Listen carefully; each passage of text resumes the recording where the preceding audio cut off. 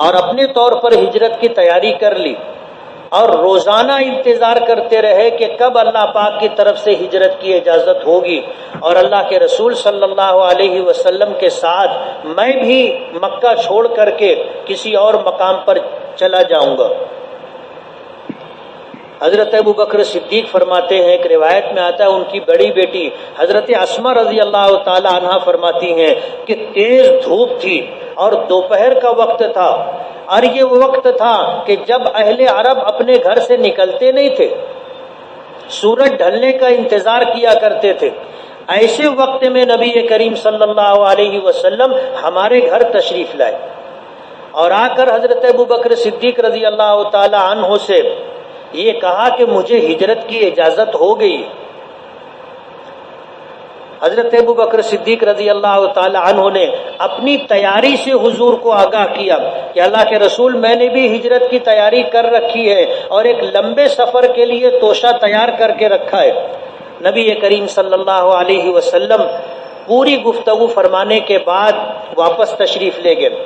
جس وقت آپ حضرت ابوبکر صدیق رضی اللہ تعالی عنہ کے گھر پر پہنچے تھے تو جس پتھر سے ٹیک لگا کر کے آپ بیٹھے تھے اس پتھر کو متکا کہا جاتا ہے، اور بعض روایتوں میں آتا ہے کہ ایک پتھر اور تھا جس نے نبی کریم صلی اللہ علیہ وسلم کو سلام کیا تھا، اس پتھر کو متکلم کہا جاتا تھا۔ یہ دونوں پتھر ایک زمانے تک بیت اللہ کے قریب مسجد حرم کے باہر ایک جگہ تھے، وہاں سے پھر انہیں سعودی حکومت نے کسی جگہ منتقل کر دیا اور وہ آج بھی محفوظ ہے۔ حضور پاک صلی اللہ علیہ وسلم واپس تشریف لائے۔ واپس تشریف لانے کے بعد پھر اسی رات میں مشرکین مکہ نے آپ کو قتل کرنے کا نعوذ باللہ فیصلہ کیا تھا، اور اس ناپاک ارادے سے آپ کے در دولت کو گھیر لیا گیا تھا۔ حضور پاک صلی اللہ علیہ وسلم نے پھر اسی رات ہجرت فرمائی تھی اور حضرت علی کو اپنے بستر پر سلایا تھا، مکے کے لوگوں کی امانتیں سپرد کی تھیں اور یہ کہا تھا کہ تم مجھ سے آ کر کے مدینہ میں ملاقات کرنا۔ اللہ کے رسول صلی اللہ علیہ وسلم سورہ یاسین کی تلاوت فرماتے ہوئے اپنے گھر سے نکلے تھے اور زمین سے ایک مٹھی مٹی اٹھا کر کے پھینکی تھی اور وہ سب کی آنکھوں میں گئی تھی۔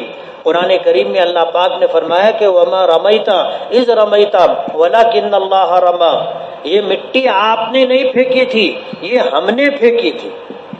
اللہ نے اس کو اپنی طرف منسوب کیا، اس لیے کہ حضور نے مٹی اٹھا کر کے پھینک تو دی تھی لیکن سب کی آنکھوں میں پہنچانے کا کام اللہ کے فیصلے پر ہوا تھا، یہ اللہ کی قدرت تھی۔ اللہ پاک نے قرآن کریم میں اعلان فرمایا کہ وَمَا رَمَيْتَ إِذْ رَمَيْتَ وَلَكِنَّ اللَّهَ رَمَى، یہ مٹی تم نے نہیں پھینکی تھی، یہ مٹی اللہ نے پھینکی تھی جو سب کی آنکھوں میں گئی، اور سب جاگتی آنکھوں کے ساتھ آنکھیں بند کر چکے، اور نبی کریم صلی اللہ علیہ وسلم شاہت الوجوہ کہتے ہوئے ان کے درمیان سے نکل کر کے حضرت ابوبکر صدیق رضی اللہ تعالیٰ عنہ کے مکان پر پہنچے تھے، اور حضرت ابوبکر صدیق رضی اللہ تعالیٰ عنہ کو دن ہی میں آپ نے اطلاع دے دی تھی، وہ پوری تیاری کے ساتھ تھے۔ نبی کریم صلی اللہ علیہ وسلم اور حضرت ابوبکر صدیق دونوں رات کے اس پہر میں گھر سے نکلے اور پھر غار ثور کی طرف چلے۔ راستے میں تاریکی تھی، اندھیرا تھا۔ ان دونوں حضرات کو جاتے ہوئے مکے کے سرداروں میں سے ایک سردار نے دیکھا۔ حضور پاک صلی اللہ علیہ وسلم نے اپنے سر اور چہرے پر کپڑا لپیٹ رکھا تھا۔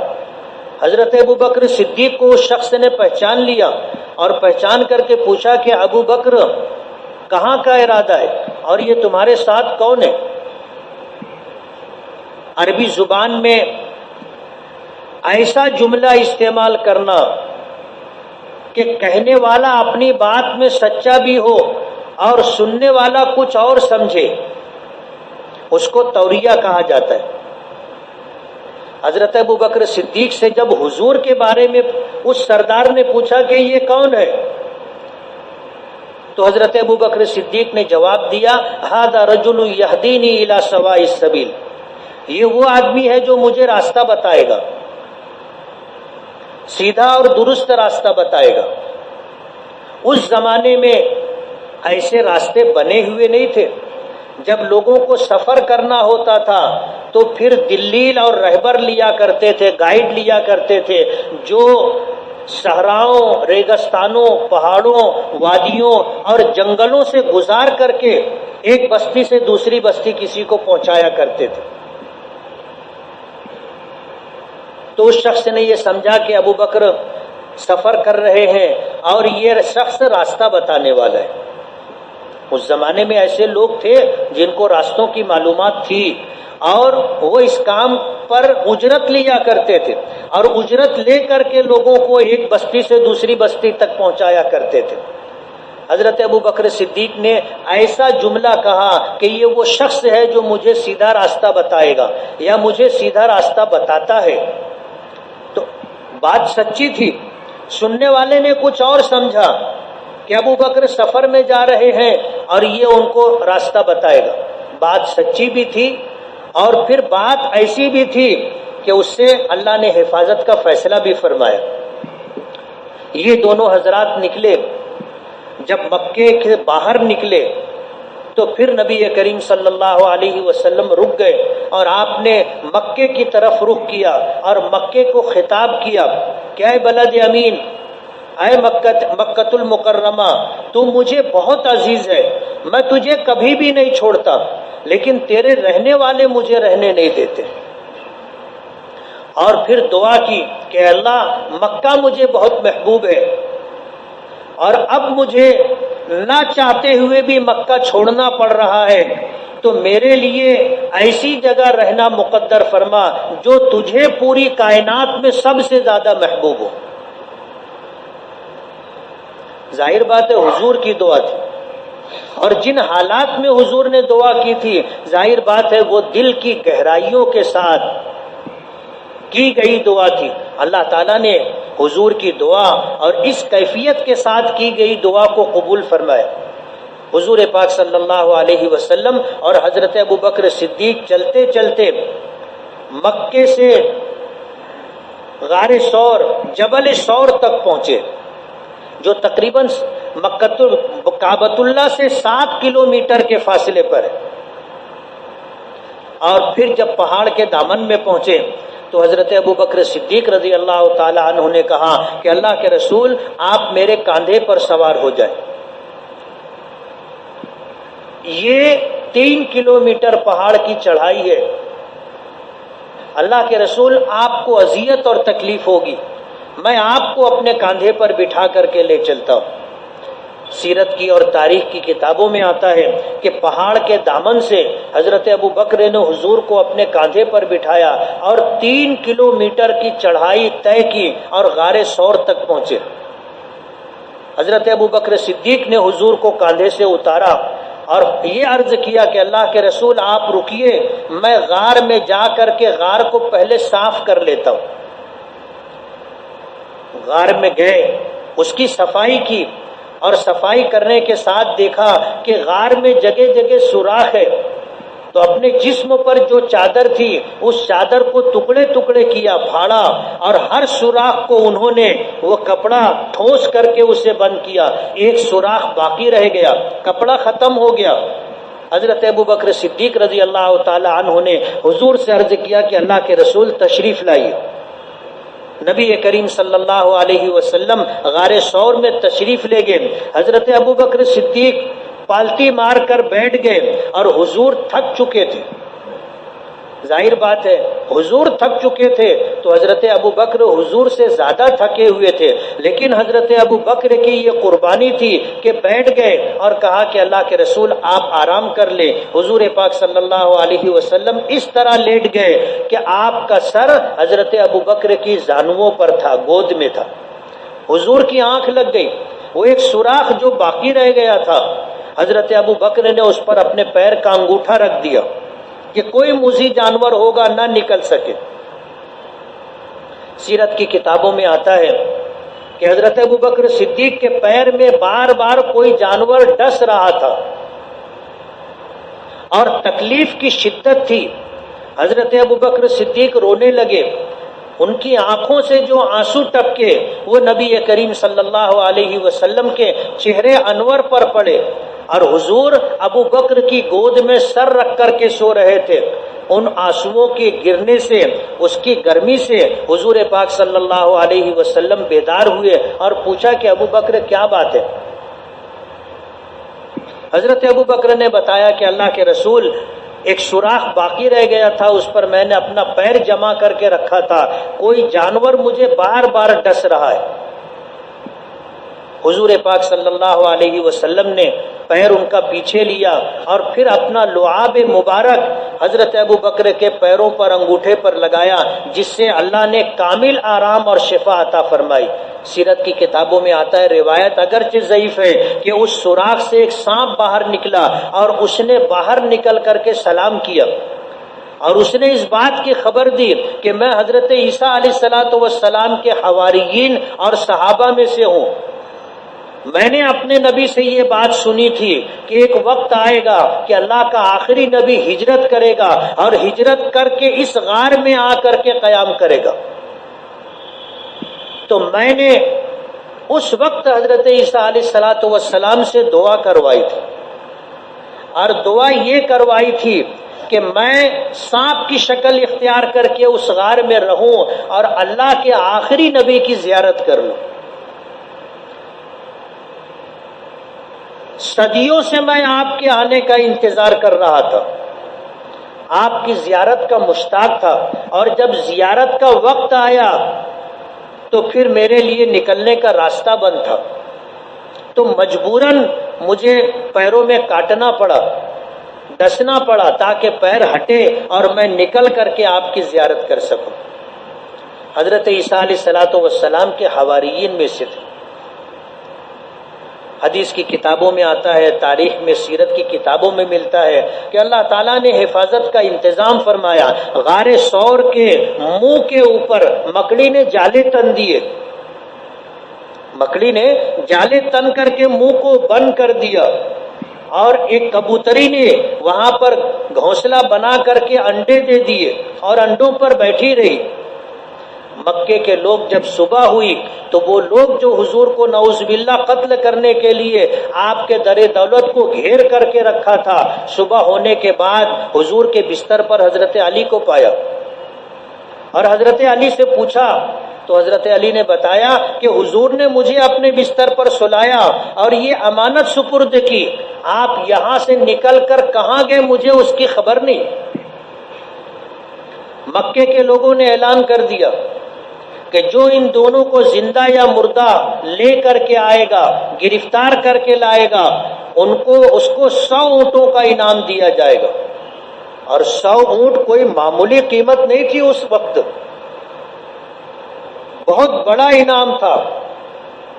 مکے کے وہ لوگ جو حضور کے دشمن تھے اور مال کے حریص تھے، ایسے لوگ حضور اور حضرت ابو بکر کو تلاش کرنے کے لیے مکے کے چاروں طرف نکل گئے.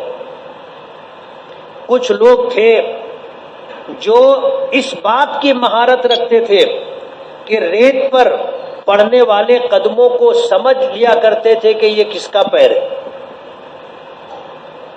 حضور پاک صلی اللہ علیہ وسلم اور حضرت ابو بکر نے جس راستے کو اختیار کیا تھا اس کو آج شارع ہجرہ کہا جاتا ہے، ہجرت کا راستہ. کچھ لوگوں کو قدموں کے نشانات مل گئے، وہ لوگ قدموں کے نشانات پکڑ کر چلتے چلتے جبل ثور کے دامن میں آئے، اس پہاڑی پر جس پر غار ثور ہے نیچے تک پہنچے، اور وہاں جانے کے بعد انہوں نے دیکھا کہ ایک قدم کا نشان غائب ہو چکا ہے، ختم ہو چکا ہے، ایک ہی شخص کے قدموں کے نشانات باقی ہیں. وہ بھی حیران ہو گئے کہ یہ کیا بات ہے. اس کے بعد پھر ان لوگوں نے تلاش کرنا شروع کیا اور کچھ لوگ غار ثور کے منہ تک پہنچے. حضرت ابو بکر صدیق رضی اللہ تعالی عنہ کہتے ہیں کہ میں ان کے قدموں کی آہٹ سن رہا تھا. قدموں کی آہٹ اور چاپ سنائی دے رہی تھی. میں گھبرا گیا. حضور پاک صلی اللہ علیہ وسلم آرام کر رہے تھے. آپ کو میں نے بیدار کیا اور میں نے عرض کیا کہ اللہ کے رسول دشمن غار کے منہ تک آ گئے. اور حضرت ابو بکر فرماتے ہیں کہ میں ان کے قدموں کو دیکھ رہا تھا. جن لوگوں نے غار ثور کو دیکھا ہے وہ اندازہ کر سکتے ہیں کہ کیا کیفیت اور سچویشن رہی ہوگی. حضرت ابو بکر فرماتے ہیں کہ میں ان کے قدموں کو دیکھ رہا تھا. غار ایسا ہے کہ آپ اندر جاؤ گے، قبلہ رخ ہے، اندر جاؤ گے تو ایک پتھر کی چٹان ہے اس طرح کی کہ اس پر ایک آدمی لیٹ سکتا ہے. حضرت ابو بکر صدیق نے جب بیٹھ کر کے حضور کو آرام کروایا تو اسی پر، اور آگے تھوڑا سا گہرائی جیسا حصہ ہے اور غار اس طرح ہے، یہاں پر اس طرح کچھ اوپر جو ہے غار میں داخل ہونے کا راستہ ہے، منہ ہے. حضرت ابو بکر کہتے ہیں کہ اندر اندھیرا تھا غار میں اور میں آنے والوں کے قدموں کو دیکھ رہا تھا، نظر آ رہے تھے. حضرت ابو بکر فرماتے ہیں کہ اگر وہ نیچے دیکھتے تو ہم لوگوں کو دیکھ لیتے. اگر ان کی نظر غار میں نیچے پڑتی تو ہم کو دیکھ لیتے. حضرت ابو بکر نے گھبرا کر کے حضور کو اس بات کی اطلاع دی تو حضور نے فرمایا لا تحزن ان اللہ معنا. قرآن کریم میں ہے. حضرت ابو بکر کا کہنا اور حضور کا جواب کہ لا تحزن ان اللہ معنا، کہ ابو بکر گھبراؤ مت، اللہ ہمارے ساتھ ہے. اللہ ہمارے ساتھ ہے، یعنی اللہ کی مدد اور اللہ کی معیت ہمیں حاصل ہے، کوئی ہمارا کچھ بگاڑ نہیں سکتا. حضرت ابو بکر فرماتے ہیں کہ میں آنے والوں کی گفتگو سن رہا تھا. وہ لوگ آپس میں گفتگو کرنے لگے کہ غار کے منہ پر مکڑی کا جالا لگا ہوا ہے، اگر کوئی اندر آیا گیا ہوتا تو یہ جالا سلامت نہیں رہتا، ٹوٹ گیا ہوتا. اور جب یہ وہاں پر پہنچے تو انہوں نے دیکھا کہ ایک کبوتری ہے، اس کا گھونسلہ ہے، اس پہ انڈے ہیں اور وہ اس پر بیٹھی ہوئی تھی، ان کے جانے سے وہ اڑ گئی. تو وہ کہنے لگے اگر یہاں کوئی ہوتا تو یہ کبوتر یہاں نہیں رہتا. انہوں نے اپنے طور پر یہ فیصلہ کر لیا کہ غار میں کوئی نہیں ہے، اللہ کا انتظام ہے. اللہ اگر حفاظت کرنے پر آئے تو مکڑی کے جالے سے بھی حفاظت کر لیتا ہے، کبوتر کے گھونسلے سے بھی حفاظت کر لیتا ہے. اور حضور نے پورے یقین کے ساتھ کہا تھا لا تحزن ان اللہ معنا، کہ ابو بکر گھبراؤ مت، اللہ ہمارے ساتھ ہے.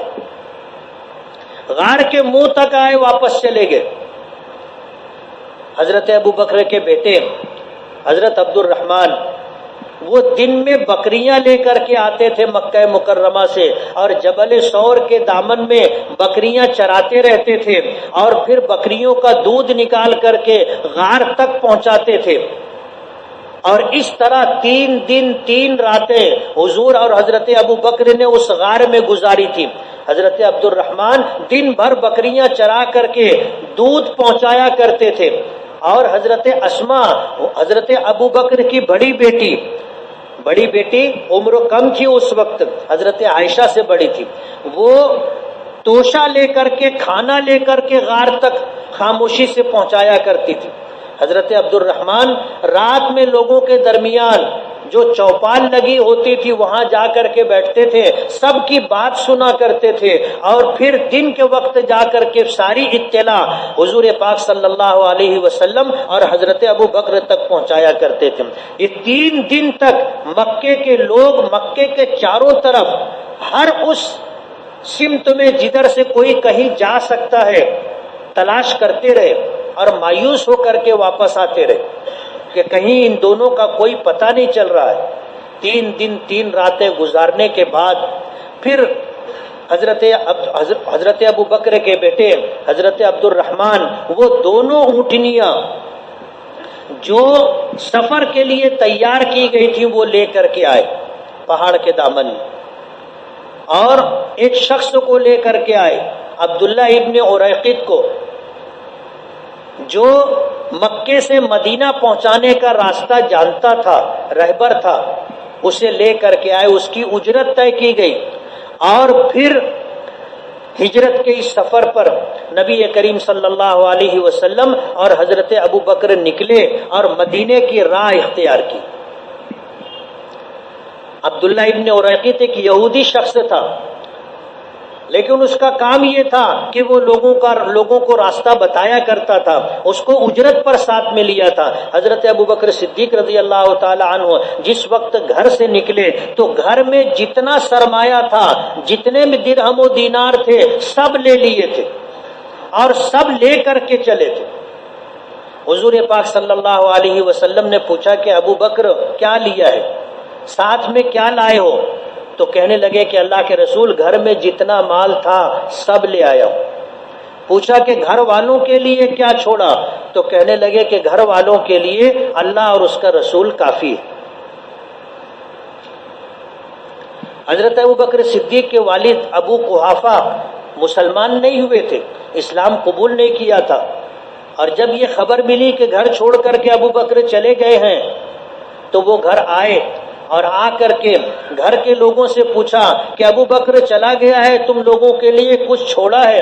تو حضرت اسما کہتی ہیں کہ ہم نے دیوار میں جو طاق تھا اس میں کچھ پتھر کنکر رکھے اور اس کے اوپر کپڑا رکھ دیا، اور دادا عمر کی زیادتی کی وجہ سے بینائی کھو چکے تھے، دکھائی نہیں دیتا تھا، ہاتھ پکڑ کر کے لائے اور کپڑے کے اوپر طاق میں ہاتھ رکھوایا اور بتایا کہ یہ ہمارے لیے چھوڑ گئے۔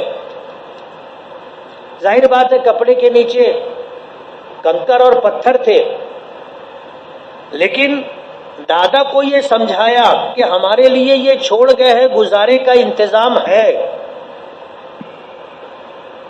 سیرت کی کتابوں میں آتا ہے کہ جب اس راستے سے جا رہے تھے مدینے کی طرف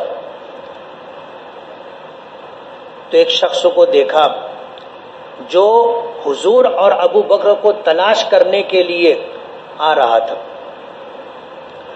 اور حضرت ابو بکر چوکنا تھے، چاروں طرف دیکھ رہے تھے۔ انہوں نے پیچھے مڑ کر کے دیکھا تو انہیں ایک شخص آتا ہوا دکھائی دیا۔ نبی کریم صلی اللہ علیہ وسلم کو اس کی اطلاع دی۔ اللہ کے رسول صلی اللہ علیہ وسلم کے ساتھ اللہ کی مدد تھی اور اللہ کی حفاظت تھی۔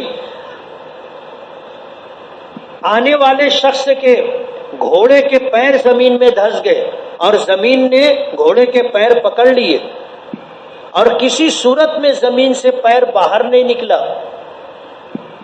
تو اس شخص نے اس زمانے کے دستور کے اعتبار سے، چلن کے اعتبار سے، پیچھے کاندھے سے تیر لٹکا ہوا تھا اور ترکش لٹکا ہوا تھا جس میں تیر ہوتا ہے، ہاتھ ڈال کر کے ایک تیر اس طرح نکالا۔ یہ پانسے کے تیر ہوتے تھے جس پر فال نکالنے کے لیے کچھ لکھا ہوتا تھا، تو جب ایک تیر نکالا تو اس کے اوپر ایسا جملہ لکھا ہوا تھا جس سے اس بات کا اشارہ ملتا تھا کہ تمہارے لیے اس کام کے لیے آگے بڑھنا جو تمہارے پیش نظر ہے تمہارے لیے نقصان دہ ہے، مناسب نہیں ہے، تم یہیں سے واپس ہو جاؤ۔ اس شخص نے تیر اندر رکھا اور پھر دوبارہ تیر نکالا، تو پھر جو تیر نکلا اس پر بھی اسی طرح کی بات تحریر تھی۔ 3 مرتبہ یہ عمل کیا اور زمین نے گھوڑے کے پیر پکڑ لیے تھے اور یہ شخص قریب آ چکا تھا۔ حضور پاک صلی اللہ علیہ وسلم سے اس شخص نے درخواست کی کہ اللہ کے رسول آپ میرے لیے دعا کر دیجئے کہ میں اس مصیبت سے نجات پا جاؤں۔ تو حضور نے فرمایا کہ ہم دعا کر دیں گے اور اللہ نجات دے دے گا، لیکن ایک شرط ہے کہ تم یہاں سے واپس جاؤ گے تو کوئی بھی آنے والا شخص ہوگا تو اس کو واپس لے کر کے جاؤ گے، کسی کو آگے آنے نہیں دو گے۔ اس شخص نے اس شرط کو منظور کیا۔ نبی کریم صلی اللہ علیہ وسلم نے دعا دی اور حضور کی دعا کی برکت سے زمین نے اس کے گھوڑے کے پیر چھوڑ دیے۔ اس شخص نے حضور کی خدمت میں یہ گزارش کی کہ آپ مجھے امن کا پروانہ لکھ دیں کہ اللہ جب آپ کو غلبہ عطا فرمائے گا تو آپ مجھے پناہ عطا کریں گے، آپ مجھے ایک پروانہ لکھ دیں۔ تو حضور نے حضرت ابو بکر صدیق سے لکھوا کر کے ایک پروانہ دے دیا اور فرمایا کہ میں تمہارے ہاتھوں میں کسرا کے کنگن دیکھ رہا ہوں، کسرا ملک فارس کا بادشاہ تھا. جس طرح آج امریکہ اور روس سپر پاور طاقت ہے، اس زمانے میں قیصر اور کسرا یعنی روم اور فارس یہ دو سلطنت تھی. ایک کے بادشاہ کا نام قیصر تھا اور ایک کے بادشاہ کا نام کسرا تھا. روم کے بادشاہ کا نام قیصر تھا، وہ عیسائی مذہب کے ماننے والا تھا، اور فارس کے بادشاہ کا نام کسرا تھا جو آتش پرست تھا، آگ کی پوجا کرنے والا. تو کسرا جو بادشاہ وقت تھا، اس کا جو سونے کا اور ہیرے جواہرات سے مرصع جو کنگن تھا، اس کے بارے میں حضور نے فرمایا کہ میں تمہارے ہاتھوں میں کسرا کے کنگن دیکھ رہا ہوں. اور اس کے بعد امن کا پروانہ لکھ کر کے ان کو واپس کیا.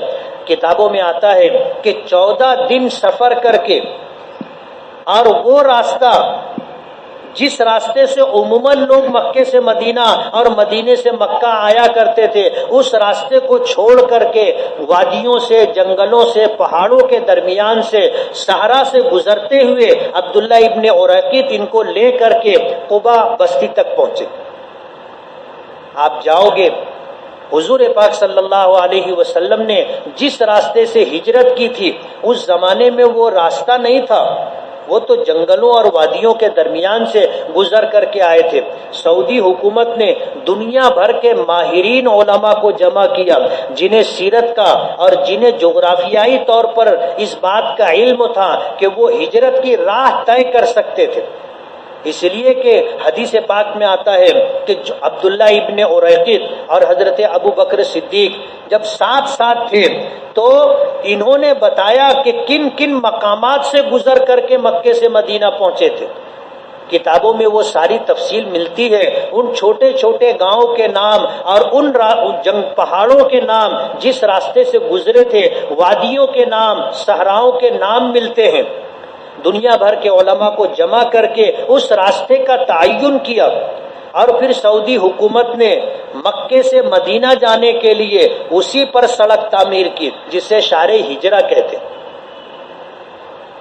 آج جو لوگ مکے سے مدینہ جاتے ہیں یا مدینے سے مکہ آتے ہیں، اسی راستے سے آنا جانا ہے. جب قبا بستی تک پہنچے تو مکے سے جب آپ مدینہ جانے لگو گے تو قبا بستی سے پہلے پتھر کا ایک دروازہ آئے گا، ترکیوں کا تعمیر کیا ہوا ہے. جیسے قلعے کا دروازہ ہوتا ہے کہ دونوں طرف جو ہے ایسے گول دیوار ہوتی ہے اور پھر بیچ میں دیوار کے ساتھ ایک محراب ہوتی ہے، ایسا ایک دروازہ پتھر کا بنا ہوا ہے.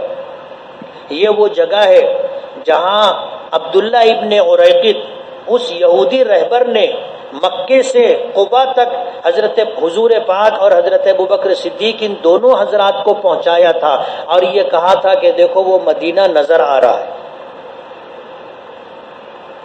مدینے کی بستی قبا تک پہنچایا. قبا سے 3 کلومیٹر کے فاصلے پر مدینہ ہے، اور قبا سے مدینے کی بستی نظر آتی ہے، آج بھی نظر آتی. اب تو بستی بڑھتے بڑھتے تقریباً جو ہے ایک جیسی ہو گئی ہے. اس زمانے میں قبا الگ بستی تھی، آج بھی الگ ہے، اور مدینہ الگ بستی تھی. تو وہاں پہنچ کر کے عبداللہ ابن اریقط نے بتایا تھا کہ وہ مدینہ بستی، اور پھر وہاں اپنی اجرت لے کر کے وہ شخص واپس ہو گیا تھا. اہل قبا نبی کریم صلی اللہ علیہ وسلم کی آمد کے منتظر تھے، اور قبا کے سردار، قبیلے قبا کے سردار کلثوم ابن حدم رضی اللہ تعالی عنہ، انہوں نے نبی کریم صلی اللہ علیہ وسلم کو اپنے گھر ٹھہرایا، اور حضور کلثوم ابن حدم کے گھر قیام پذیر رہے. اور پھر وہیں رہتے ہوئے آپ نے اپنے قیام کے زمانے میں 17 دن غالباً قبا میں قیام فرمایا تھا، مسجد قبا کی تعمیر کی تھی. حضور نے اپنے دست مبارک سے اس کا سنگ بنیاد رکھا، اس کی دیواریں تعمیر کی. قبلہ رخ متعین ہو اس کے لیے حضور جب کھڑے ہوئے تو اللہ تعالیٰ نے درمیان کے سارے حجابات اٹھا دیے. حدیث پاک میں آتا ہے کہ اللہ نے اپنے نبی کو قبا پہ کھڑے رہتے ہوئے مکہ مکرمہ اور بیت اللہ کو دکھایا اور آپ نے مسجد کا رخ متعین کیا، مسجد قباء کی تعمیر کی، اور اس کے بعد پھر نبی کریم صلی اللہ علیہ وسلم آپ مدینے کی طرف چلے۔ حدیث پاک میں آتا ہے کہ اہل مدینہ آپ کی آمد کا انتظار کر رہے تھے، روزانہ صبح نکلتے تھے اور بستی کے باہر جا کر کے کھڑے رہتے تھے، راہ دیکھتے رہتے تھے، جب دھوپ تیز ہو جاتی تھی تو واپس ہو جاتے تھے۔ کئی دن یہ سلسلہ چلا، پھر ایک دن واپس ہو رہے تھے تو ایک یہودی وہ اپنے قلعے کی دیوار پر کھڑا تھا، اس نے حضور اور ابو بکر صدیق کو آتے ہوئے دیکھا تو اعلان کیا، زور سے آواز دی، کہاں جا رہے ہو؟ تمہارا مقصود آ رہا ہے، جس کام کے لیے تم روزانہ آتے تھے اب واپس جا رہے ہو وہ آ رہے ہیں۔ حضور پاک صلی اللہ علیہ وسلم اور حضرت ابو بکر صدیق رضی اللہ تعالی عنہ کا اہل مدینہ نے استقبال کیا، اور مدینے کی بچیوں نے آپ کے استقبال میں گیت گائے۔ آج بھی عربی زبان میں وہ استقبالیہ نظم موجود ہے کہ طلع البدر علینا من ثنیات الوداع وجب الشکر علینا ما دعا للہ دائی، پوری ایک نظم ہے کہ ثنیۃ الوداع پہاڑ ہے، اس کے پیچھے سے 14ویں کا چاند طلوع ہو رہا ہے، ہم پر ثنیۃ الوداع سے 14ویں کا چاند طلوع ہو رہا ہے، اور جب تک کوئی بھی اللہ کی طرف کسی کو بلاتا رہے گا، توحید اور رسالت کی طرف دعوت دیتا رہے گا، اس وقت تک ساری دنیا پر اللہ کا شکر ادا کرنا واجب ہے۔ نبی کریم صلی اللہ علیہ وسلم قباء سے نکل کر کے آگے پہنچے، جمعہ کا دن تھا، جمعہ کی نماز کا وقت ہو رہا تھا، اور اس وقت تک جمعہ کی فرضیت کا حکم نہیں آیا تھا، اللہ کا حکم آیا جمعہ فرض ہو چکا ہے۔ تو وہیں پر آپ نے، ایک بستی ہے راستے میں، چھوٹی سی بستی تھی، وہاں پر آپ نے جمعہ کی نماز ادا کی اس بستی میں، اس مسجد کا نام مسجد جمعہ ہے۔ پھر وہاں سے آپ چلے تو مدینے کا ہر شخص یہ چاہتا تھا کہ اللہ کے رسول ہمارے مہمان رہے، اللہ کے رسول میرے گھر قیام کریں اور مہمانی کا شرف مجھے حاصل ہو۔ ہر ایک کی یہ تمنا اور چاہت تھی۔ جب آپ کی اونٹنی مدینے میں داخل ہوئی تو ہر گھر کا فرد اپنے دروازے کے باہر کھڑا تھا، حضور کی اونٹنی آتی تو اس کی رکاب پکڑ لیتا اور کہتا کہ اللہ کے رسول یہ جان بھی آپ کی ہے اور یہ مال بھی آپ کا ہے، آپ ہمارے گھر قیام کریں۔ حضور پاک صلی اللہ علیہ وسلم فرماتے، دعھا فإنہا مامورۃ من اللہ، میری اونٹنی کی رکاب چھوڑ دو، یہ من جانب اللہ مامور ہے، جہاں اللہ کو میرا قیام مقصود ہوگا یہ اونٹنی مجھے وہاں پہنچا دے گی، کیوں روکو مت۔ آپ نے از خود یہ فیصلہ نہیں کیا کہ میں فلاں کے گھر یا فلاں کے گھر قیام کروں گا، ظاہر بات ہے آپ اگر یہ فیصلہ کرتے تو اہل مدینہ کے تمام لوگوں کے دل ٹوٹ جاتے کہ اللہ کے رسول نے ہمیں اس شرف سے محروم کر دیا۔ اس لیے آپ نے فرمایا کہ دعھا فإنہا مامورۃ من اللہ، میری اونٹنی کو چھوڑ دو، یہ من جانب اللہ مامور ہے، اللہ جہاں چاہے گا وہاں مجھے پہنچائے گی۔ حدیث پاک میں آتا ہے کہ تمام اہل مدینہ نے حضور کا اسی طرح استقبال کیا اور سب نے پیشکش کی کہ اللہ کے رسول یہ جان اور مال آپ کا ہے، آپ ہمارے گھر قیام کریں، ہمیں مہمانی کا شرف عطا کریں۔ تو حضور یہی فرماتے تھے کہ میری اونٹنی کو چھوڑ دو، یہ اللہ پاک کی طرف سے مامور ہے، اللہ جہاں چاہے گا یہ مجھے وہاں پہنچائے گا۔ اونٹنی آپ کو لے کر چلتی رہی اور پھر ایک ویران باغ میں پہنچی اور وہاں پہنچ کر کے بیٹھ گئی، وہاں کسی کا گھر نہیں تھا۔ حضور اونٹنی سے اترے نہیں، حضور اونٹنی کی پیٹھ پر بیٹھے رہے، اور تھوڑی دیر کے بعد اونٹنی پھر آپ کو لے کر کے اٹھی اور پھر ایک چکر لگایا اس نے اس طرح، اور پھر آگے بڑھ کر کے ایک مکان کے دروازے پر جا کر کے بیٹھ گئی۔ یہ وہ مکان تھا جو حضرت ابو ایوب انصاری رضی اللہ تعالیٰ عنہ کا مکان تھا، اور اس مکان کی تاریخ یہ تھی کہ صدیوں پہلے تبا نامی بادشاہ جب اس طرف سے گزرا تھا تو اس کے ساتھ جو علماء تھے انہوں نے توریت اور انجیل کو دیکھ کر کے وہ اس تبا نامی بادشاہ کو اس بات کی خبر دی تھی کہ یہ وہ بستی ہے جہاں اللہ کا آخری نبی ہجرت کر کے آئے گا اور اسی بستی میں قیام کرے گا۔ اور ان علماء نے اجازت لے لی تھی کہ آپ ہمیں یہاں قیام کرنے کی اجازت دے دیں، تو تبا نامی بادشاہ نے ان علماء کرام کو اجازت دے دی تھی کہ تم یہاں قیام کرو، اور پھر حضور کے لیے اس نے ایک گھر تعمیر کیا تھا۔ یہ وہ گھر تھا جس میں حضرت ابو ایوب انصاری رہ رہے تھے۔ اونٹنی حضور کو لے کے اسی مکان کے دروازے پر جا کر کے پہنچی، اور قصہ مختصر، یہ بات تو بہت لمبی ہے۔ جب اس مکان پر آپ پہنچے تو حضرت ابو ایوب انصاری کے تو نصیب کھل گئے۔ انہوں نے حضور کو نیچے اپنے لیے رہنے کا انتظام کر رکھا تھا، اور اوپر فرسٹ فلور کے اوپر حضور کے رہنے کا انتظام کیا تھا۔ بعد میں حضور پاک صلی اللہ علیہ وسلم نے فرمایا کہ ابو ایوب، لوگ ہم سے ملنے جلنے کے لیے آتے ہیں تو ان کو اوپر آنے میں مشقت ہوتی ہے، اور نیچے تم اپنے اہل و عیال کے ساتھ رہتے ہو تو ان کے آنے سے آپ کے اہل و عیال کو تکلیف ہوتی ہے، تو ایسا کرو کہ تم اوپر رہو، میں نیچے رہتا ہوں، تاکہ آنے والوں کو بھی تکلیف نہ ہو اور تمہارے اہل خانہ کو بھی تکلیف نہ ہو۔ حضرت ابو ایوب انصاری کہنے لگے، اللہ کے رسول آپ نیچے رہیں، ہم اوپر رہیں۔ یہ تو بے ادبی ہے، لیکن حضور نے فرمایا کہ نہیں، ابو ایوب ایسا ہی کر رہا ہے، تو انہوں نے قبول کر لیا۔ پھر حضور نیچے رہے۔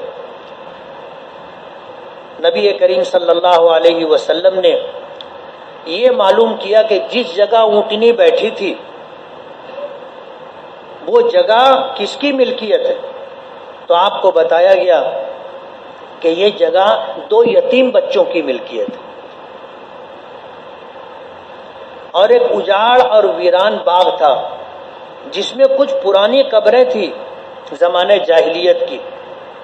حضور پاک صلی اللہ علیہ وسلم نے ان بچوں کو ان کے سرپرستوں کے ساتھ بلوایا، اور بلا کر کے یہ فرمایا کہ یہ جگہ ہم خریدنا چاہتے ہیں، یہاں پر ہم اللہ کا گھر مسجد تعمیر کریں گے۔ تو ان یتیم بچوں کے سرپرستوں نے کہا تھا کہ اللہ کے رسول، ہمیں خوشی ہوگی اگر آپ اسے ہم سے قبول کر لیں، ہم اس کا کوئی معاوضہ نہیں چاہتے، اللہ کا گھر تعمیر ہوگا، مسجد بنے گی، اس کا اجر ہم اللہ سے لیں گے۔ حضور نے فرمایا کہ نہیں، یہ یتیم بچوں کی ملکیت ہے، اور میں یتیموں کو ان کا حق دلانے کے لیے آیا ہوں، میں یہ جگہ مفت نہیں لے سکتا۔ اور پھر حضرت ابوبکر صدیق کو حکم دیا کہ ابو بکر اس کی قیمت ادا کرو۔ تو حضرت ابوبکر صدیق رضی اللہ تعالی عنہ نے 40 دینار اس کی قیمت ادا کی، 40 اشرفیاں اس کی قیمت ادا کی۔ اور حضرت ابوبکر صدیق یہ سرمایہ مکے سے ہجرت کرتے ہوئے ساتھ لے کر کے آئے تھے۔ نبی کریم صلی اللہ علیہ وسلم نے تمام وہ سوکھے ہوئے کھجور کے درخت کٹوائے، اور ان کے تنے کو دیوار کی شکل دے کر کے قبلہ رخ اس طرح دیوار کی طرح بنا دیا، اور تینوں سائڈ سے 2.5 فٹ اونچی کچی اینٹوں کی مٹی کی دیوار بنائی، اور پھر ریت بچھایا، اور اوپر کھجور کے پتوں کا سائبان بنایا۔ یہ مسجد نبوی تھی۔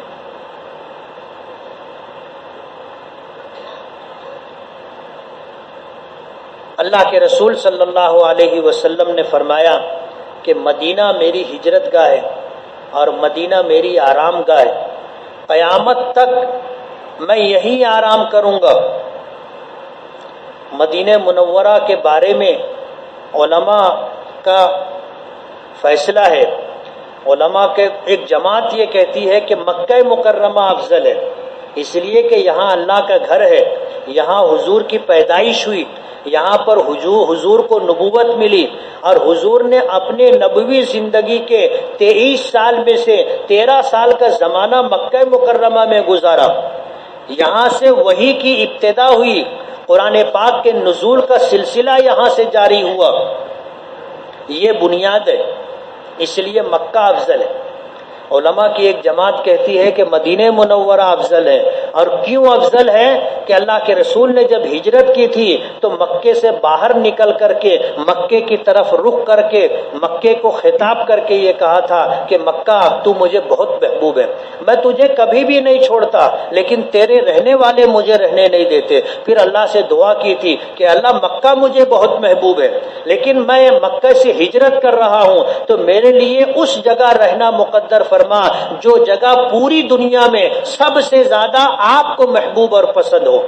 تو اللہ تعالیٰ نے مدینے میں رہنا مقدر فرمایا۔ تو علماء کی ایک جماعت حضور کی اس دعا کی وجہ سے یہ کہتی ہے کہ مدینہ مکے سے افضل ہے، پوری دنیا سے افضل ہے۔ اس میں تو دو قول ملتے ہیں، علماء کی دو جماعت ملتی ہے، کوئی مکۃ المکرمہ کو اور کوئی مدینہ منورہ کو افضل کہتا ہے، لیکن زمین کا وہ حصہ جہاں آپ کی قبر مبارک ہے، زمین کا وہ ٹکڑا جس نے آپ کے جسم مبارک کو اپنی گود میں لیے ہوئے ہے، تمام دنیا کے علماء کا وہ کسی بھی مسلک سے تعلق رکھتے ہوں اس بات پر اتفاق ہے کہ زمین کا یہ ٹکڑا جو آپ کی قبر مبارک کے ارد گرد ہے یہ مکے سے بھی افضل ہے، کعبۃ اللہ سے بھی افضل ہے، عرش اور کرسی سے بھی افضل ہے، اس لیے کہ اللہ تعالیٰ کو جسم نہیں ہے، اللہ جسم اور جسمانیت سے پاک ہے، اور حضور پاک صلی اللہ علیہ وسلم کے جسم مبارک کو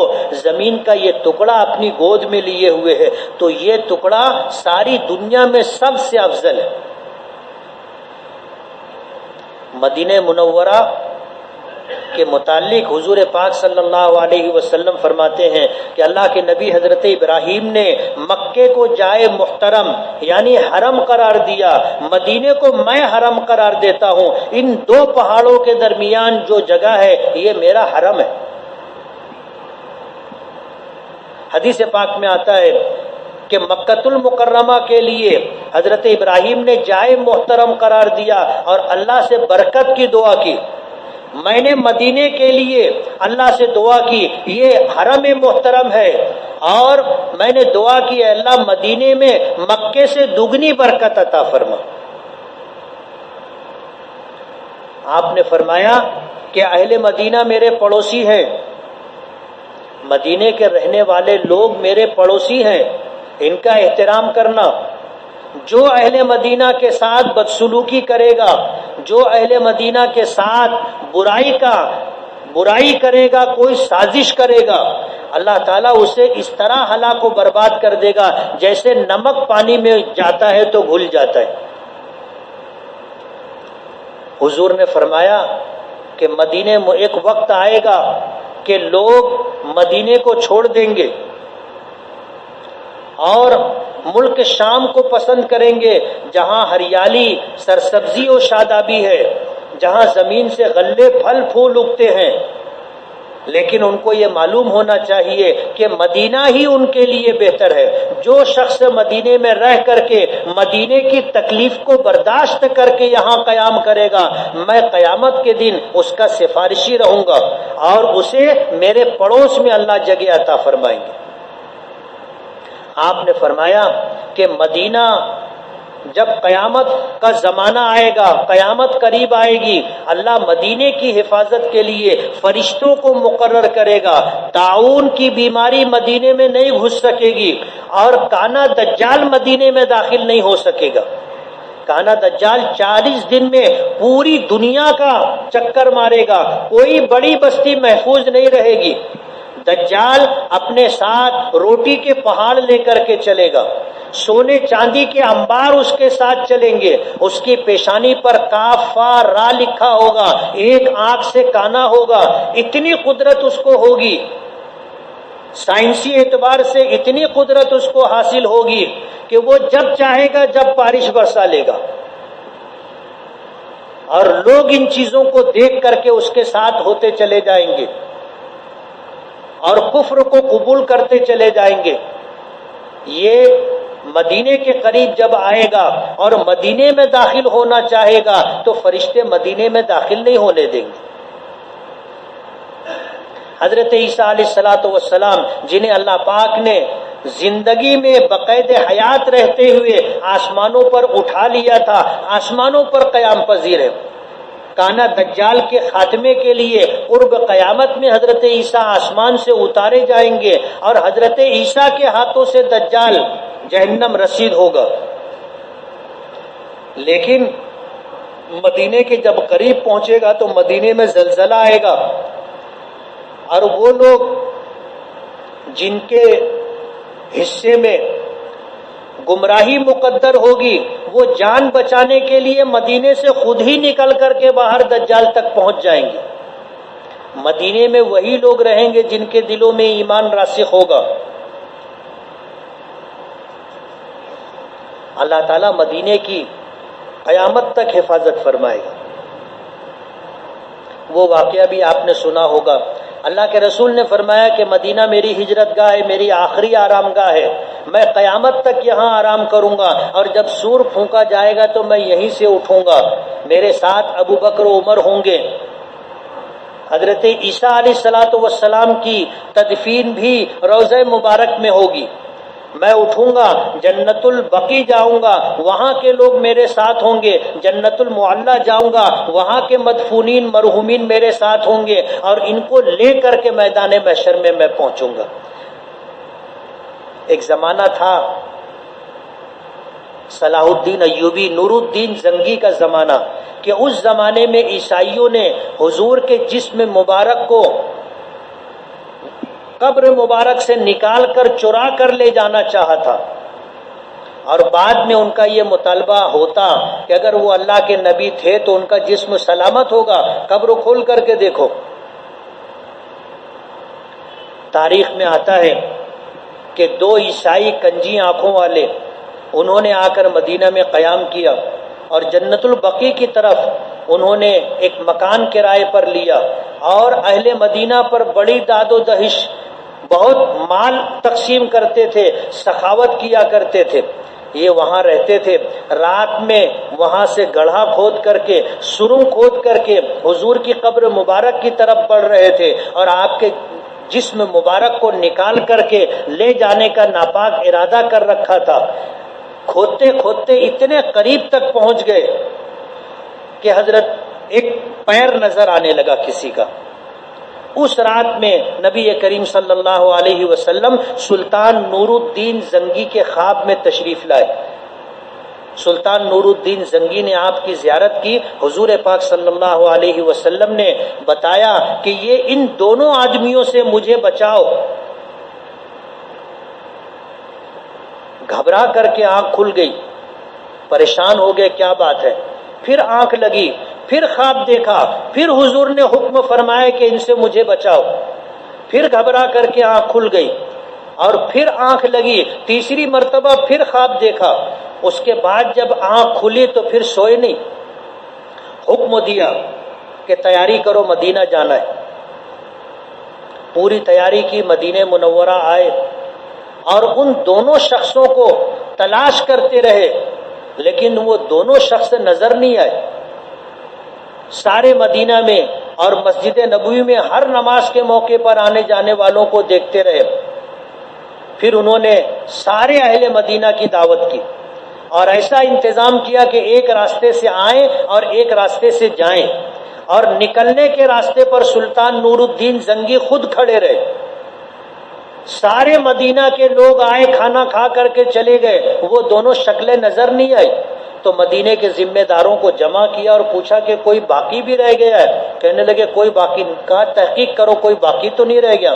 ایک شخص نے بتایا کہ دو شخص ہیں، وہ کہیں آتے جاتے نہیں، وہ خود لوگوں کو کھانا کھلاتے ہیں، لوگوں کی مالی مدد کرتے ہیں، سخاوت کرتے ہیں، وہ کہیں آتے جاتے نہیں ہیں۔ ان کا کام تھا، دن میں آرام کرتے تھے، رات میں سرنگ کھودا کرتے تھے۔ سلطان نور الدین زنگی نے کہا کہ مجھے ان کے پاس لے چلو۔ جب وہاں پر پہنچے، ان دونوں کو دیکھا تو ایک نظر میں پہچان لیا کہ یہی وہ دو شخص ہیں جن کے بارے میں حضور نے مجھے خبر دی ہے کہ ان سے مجھے بچاؤ۔ دونوں کو گرفتار کرنے کا حکم دیا۔ سارے اہل مدینہ سلطان نور الدین زنگی کے خلاف ہو گئے۔ سلطان نور الدین زنگی نے پورے گھر کی تلاشی لی، کوئی ایسی چیز نہیں ملی جس سے ان کے اوپر کسی طرح کا جرم ثابت ہوتا، لیکن تحقیق کرتے رہے۔ نیچے جو بچھا ہوا تھا قالین اٹھائی گئی، نیچے چٹائی بچھی تھی وہ اٹھائی گئی، اس کے نیچے لکڑی کا تختہ تھا وہ اٹھایا گیا، تو تب نظر آیا کہ وہاں گڑھا ہے اور ایک سرنگ جو ہے قبر مبارک کی طرف گئی ہے۔ اہل مدینہ کے کچھ ذمہ داروں کو لیا اور پھر روشنی کا انتظام کر کے اس کے اندر جب گئے تو قبر مبارک تک پہنچ گئے جہاں پر ایک قدم کسی کا نظر آ رہا تھا۔ علماء نے دیکھا تو دیکھ کر کے کہا کہ یہ حضرت عمر کے قدم ہے۔ تب مدینے والوں کو سمجھ میں آیا کہ یہ کیا حرکت کر رہے تھے۔ جب ان پر سختی کی گئی تو انہوں نے اس بات کو قبول کیا کہ نصرانی بادشاہوں نے ہمیں اس کام کے لیے بھیجا ہے اور بہت مال و دولت دی تھی۔ سلطان نور الدین زنگی نے پھر یہ انتظام کیا کہ آپ کے قبر مبارک کے چاروں طرف اتنی گہری کھدائی کروائی کہ پانی نکل آیا، اور پھر اس پوری جگہ کو انہوں نے شیشے سے بھر دیا، شیشہ پگھلا کر کے اس کو نیچے تک جو ہے بھر دیا، تاکہ اب کوئی ناپاک ارادہ رکھنے والا شخص نیچے سے آپ کی قبر مبارک تک نہ آ سکے۔ ایک واقعہ اور بھی پیش آیا کہ مسجد مکہ مکرمہ میں مدینے پر جن لوگوں کی بادشاہت تھی، شرفائے مکہ کہلاتے تھے، ان کو یہودیوں نے اور عیسائیوں نے بہت مال و دولت دے کر کے اس بات پر راضی کیا کہ آپ ہمیں مسجد نبوی میں جانے دیں اور قبر مبارک کھود کر کے حضور کا جسم نکال کر لے جانے کی اجازت دیں۔ مال و دولت کے لالچ میں آ کر کے اجازت دے دی گئی، اور جو نگراں تھا مسجد کا، جو مؤذن تھا، اس سے خاموش رہنے کی تاکید کی گئی۔ وہ شخص کہتا ہے کہ عشاء کی نماز کے بعد دروازے بند کر دیے گئے اور کافی رات گزرنے کے بعد دروازے پر دستک ہوئی۔ مجھے حکم دیا گیا تھا کہ آنے والوں کو آنے دیا جائے۔ دروازہ میں نے کھولا، میں نے دیکھا کہ ان کے ہاتھوں میں کدال، پھاوڑے اور مٹی اٹھانے کے برتن تھے۔ میں دہل گیا، لیکن میں کچھ کر نہیں سکتا تھا۔ لیکن میں نے اپنی آنکھوں سے دیکھا کہ جب وہ لوگ آگے بڑھے اور مسجد کے دروازے سے داخل ہو کر کے مسجد کے بیچ میں آئے، زمین پھٹی اور وہ 40 کے 40 آدمی زمین کے اندر چلے گئے، زمین پھر برابر ہو گئی۔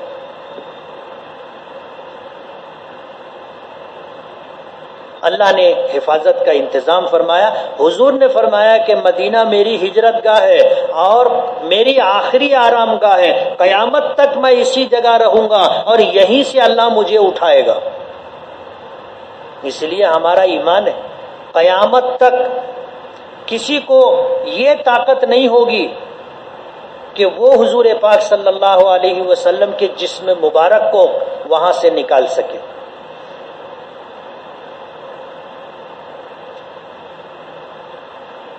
تو مدینہ منورہ جس طرح مکے کی محبت اس ایمان والے کے لیے چاہت کی سرزمین ہے، اسی طرح مدینہ منورہ بھی۔ نبی کریم صلی اللہ علیہ وسلم نے فرمایا کہ جس شخص نے حج کیا اور میری زیارت نہیں کی، اس نے میرے ساتھ ظلم کیا، جفا کی۔ اسی لیے جو بھی حج کے لیے جاتا ہے وہ مدینہ منورہ بھی حاضری دیتا ہے۔ کوئی ایک آدمی بھی ایسا نہیں ہوتا کہ جو حج کے لیے جائے اور مدینہ نہ جائے۔ سعودی حکومت ہر حاجی کے لیے مدینہ منورہ کا انتظام کرتی۔ حضور پاک صلی اللہ علیہ وسلم نے فرمایا کہ جو شخص مدینہ آئے اور میری مسجد میں 40 نماز تکبیر تحریمہ کے ساتھ با جماعت ادا کرے، اللہ تعالیٰ اسے 3 پروانے برات کا عطا کرتے ہیں۔ پہلا پروانہ جہنم سے نجات کا، دوسرا پروانہ عذاب سے نجات کا، اور تیسرا پروانہ نفاق سے آزادی کا عطا فرماتے۔ اس لیے 8 دن 9 دن 10 دن حجاج کرام کا قیام مدینہ منورہ میں ہوتا ہے. اس لیے یہ فضیلت بھی مدینہ جانے والوں کو حاصل کرنی چاہیے کہ اپنے زمانے قیام میں ایک نماز بھی مسجد نبوی کی جماعت کے بغیر نہ ہو. یہ اسی وقت یہ فضیلت حاصل ہوگی اور جہنم، عذاب اور نفاق سے برات اور آزادی کا پروانہ اللہ پاک عطا کریں گے. مدینہ جائے محبت ہے، جائے احترام ہے. ہر مومن کی تمنا ہے کہ اللہ تعالی ہمیں ایک مرتبہ وہاں پہنچا دے، اپنے محبوب کی قبر مبارک کا، اپنے محبوب کی مسجد کا اور اپنے محبوب کے محبوب شہر کا ایک مرتبہ دیدار کرا دے. حج کرنے جانے والوں کو مدینہ منورہ کا سفر بھی درپیش ہوتا ہے. کچھ لوگ ایسے ہوتے ہیں جو پہلے جاتے ہیں تو ان کو حج سے پہلے مدینہ بھیج دیا جاتا ہے. کچھ لوگ ایسے ہوتے ہیں کہ جو حج کے قریب مکہ پہنچتے ہیں تو ان کو حج کے بعد مدینہ منورہ بھیجا جاتا ہے. مدینہ پہلے جانا چاہیے یا مکہ پہلے جانا چاہیے، اس سلسلے میں علماء کا فیصلہ یہ ہے کہ جس کا پہلا حج ہو اس کو پہلے مکہ جانا چاہیے اور مکے سے ہو کر کے بعد میں مدینہ جانا چاہیے. لیکن جن کا پہلا سفر نہ ہو، دوسرا یا اور آگے کا سفر ہو، تو ان کے لیے بہتر یہ ہے کہ پہلے مدینہ جائیں پھر مکہ مکرمہ آئیں. حدیث پاک میں آتا ہے کہ یہ جو حدیث مبارک ہے، من زار قبری وجبت لہو شفاعتی، جس نے میری قبر کی زیارت کی اس کے لیے میری شفاعت واجب ہو جاتی ہے. علماء نے لکھا ہے کہ زندگی میں ایک سفر صرف نبی کریم صلی اللہ علیہ وسلم کی قبر مبارک کی زیارت کے لیے کرنا چاہیے. یعنی یہاں سے سیدھے مدینہ جانا چاہیے اور مدینے میں نیت اس سفر کی حضور کی قبر مبارک پر حاضری، درود و سلام پیش کرنے کی چاہت اور تمنا، اور مدینہ منورہ اور مسجد نبوی کی زیارت اور دیدار. اس ارادے سے ایک سفر براہ راست مدینے کا کرنا چاہیے، تاکہ یہ حدیث کہ جس نے میری قبر کی زیارت کی اس کے لیے میری شفاعت واجب ہو گئی، یہ فضیلت حاصل ہو جائے. اور آج اللہ کی طرف سے انتظام ہے، ایسی فلائٹ ہیں جو بمبئی سے سیدھے مدینہ جاتی ہیں.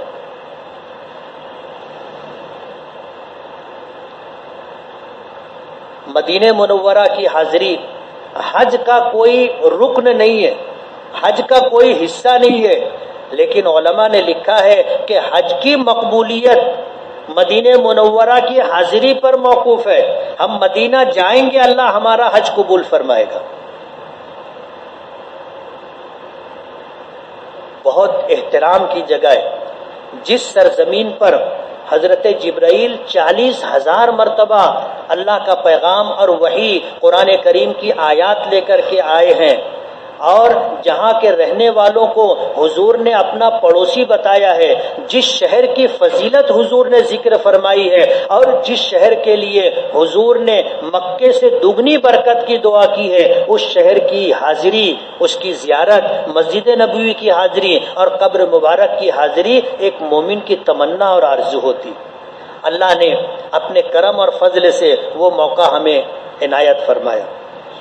اسی چاہت اور اسی کیفیت کے ساتھ ہمیں مدینہ منورہ کا سفر کرنا چاہیے اور انتہائی ادب و احترام کے ساتھ وہاں رہنا چاہیے.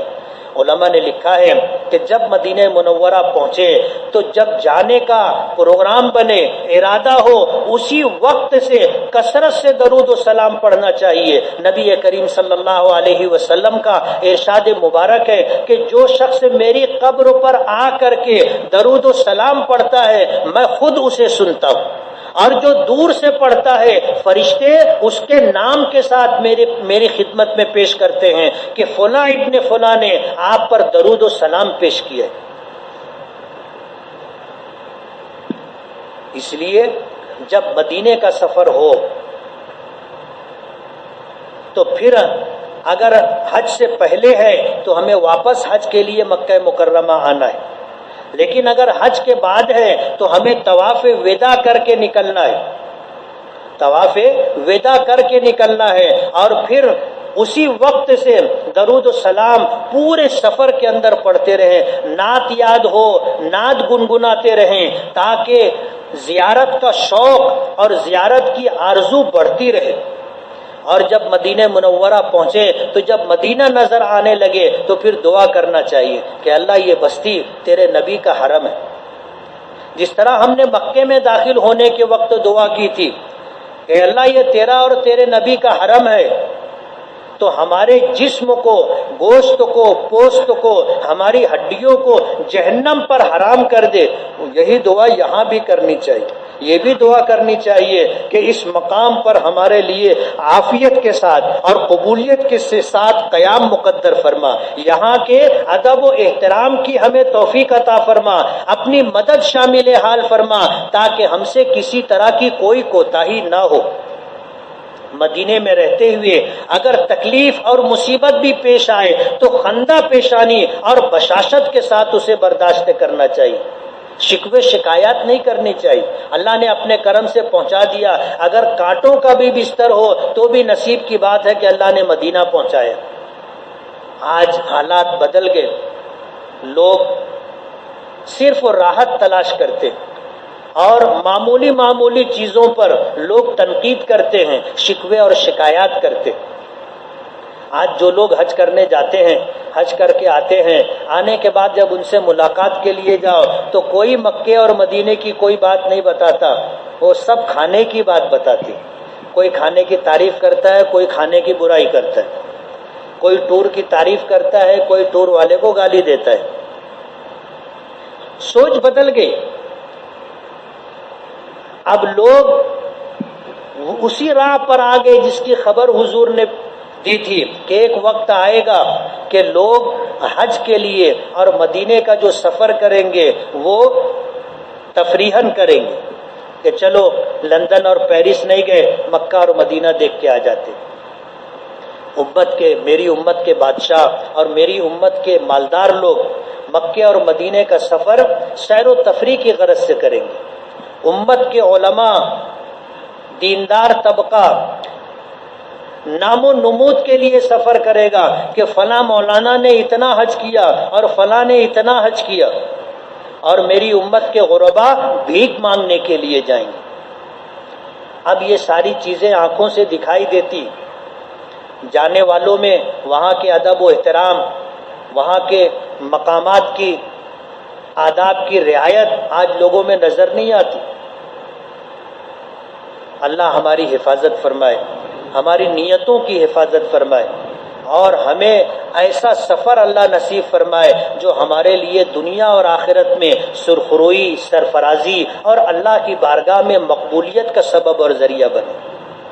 مدینہ منورہ نظر آنے لگے تو دعا کرے کہ اللہ ہمیں امن و امان کے ساتھ اور اس مقام کی ادب و احترام کی رعایت کے ساتھ رہنا مقدر فرما، یہاں کی خیرات و برکات ہمیں عطا فرما، اپنی رحمتوں سے مالا مال فرما۔ مدینہ منورہ جب پہنچیں تو مدینہ منورہ پہنچنے کے بعد جہاں بھی قیام ہوگا آپ کو لے جایا جائے گا، آپ اپنا سامان اطمینان سے رکھیں، اور سامان اطمینان سے رکھنے کے بعد اچھی طرح غسل کریں، اپنے کپڑوں میں سے بہترین نیا اچھا کپڑا پہنیں، بہترین خوشبو لگائیں، اور ادب و احترام کے ساتھ ہم مسجد نبوی جائیں۔ اللہ کا حق مقدم ہے۔ مسجد نبوی پہنچنے کے بعد مسجد میں ممکن ہو تو باب السلام سے داخل ہوں، اور وہاں جانے کے بعد 2 رکعت تحیۃ المسجد پڑھیں، اور 2 رکعت تحیۃ المسجد پڑھ لینے کے بعد پھر ریاض الجنہ میں جائیں، یعنی وہ مسجد کا وہ حصہ جو آپ کے منبر مبارک اور آپ کے حجرے مبارک، آج آپ کی قبر مبارک کے درمیان ہے، یہ ریاض الجنہ ہے، جس کے متعلق آتا ہے حضور نے فرمایا کہ ہذہ روضۃ من ریاض الجنہ، یہ جنت کے باغوں میں سے ایک باغ ہے۔ علماء نے لکھا ہے کہ یہ واقعی جنت کا ایک ٹکڑا ہے، قیامت آنے سے پہلے اللہ اس پورے زمین کے ٹکڑے کو اٹھا کر جنت میں منتقل فرما دیں گے۔ پوری مسجد کے اندر سرخ قالین بچھائے، لیکن ریاض الجنہ کے اس حصے میں آپ کو سفید اور ہرے کلر کا قالین بچھا ہوگا، یہ علامت ہے کہ یہ ریاض الجنہ ہے۔ وہاں پہنچیں، فرض نماز اگر وہاں پڑھنے کا موقع مل جائے تو وہاں فرض ادا کرے، ورنہ نفل نماز ادا کرے اور دعا کرے کہ اللہ آپ نے جیتے جی جنت میں پہنچا دیا، زندگی میں آپ نے جنت میں پہنچا دیا، مرنے کے بعد جنت سے محروم نہ فرمانا۔ اسی ریاض الجنہ میں 7 ستون ہے، ایک ستون ہے جسے استوان حنانہ کہتے۔ حضور پاک صلی اللہ علیہ وسلم مسجد نبوی میں جمعہ کے دن جب خطبہ دینے کے لیے کھڑے ہوا کرتے تھے تو ایک کھجور کا تنا تھا، اس سے ٹیک لگا کر کے کھڑے ہوتے تھے، ممبر نہیں تھا۔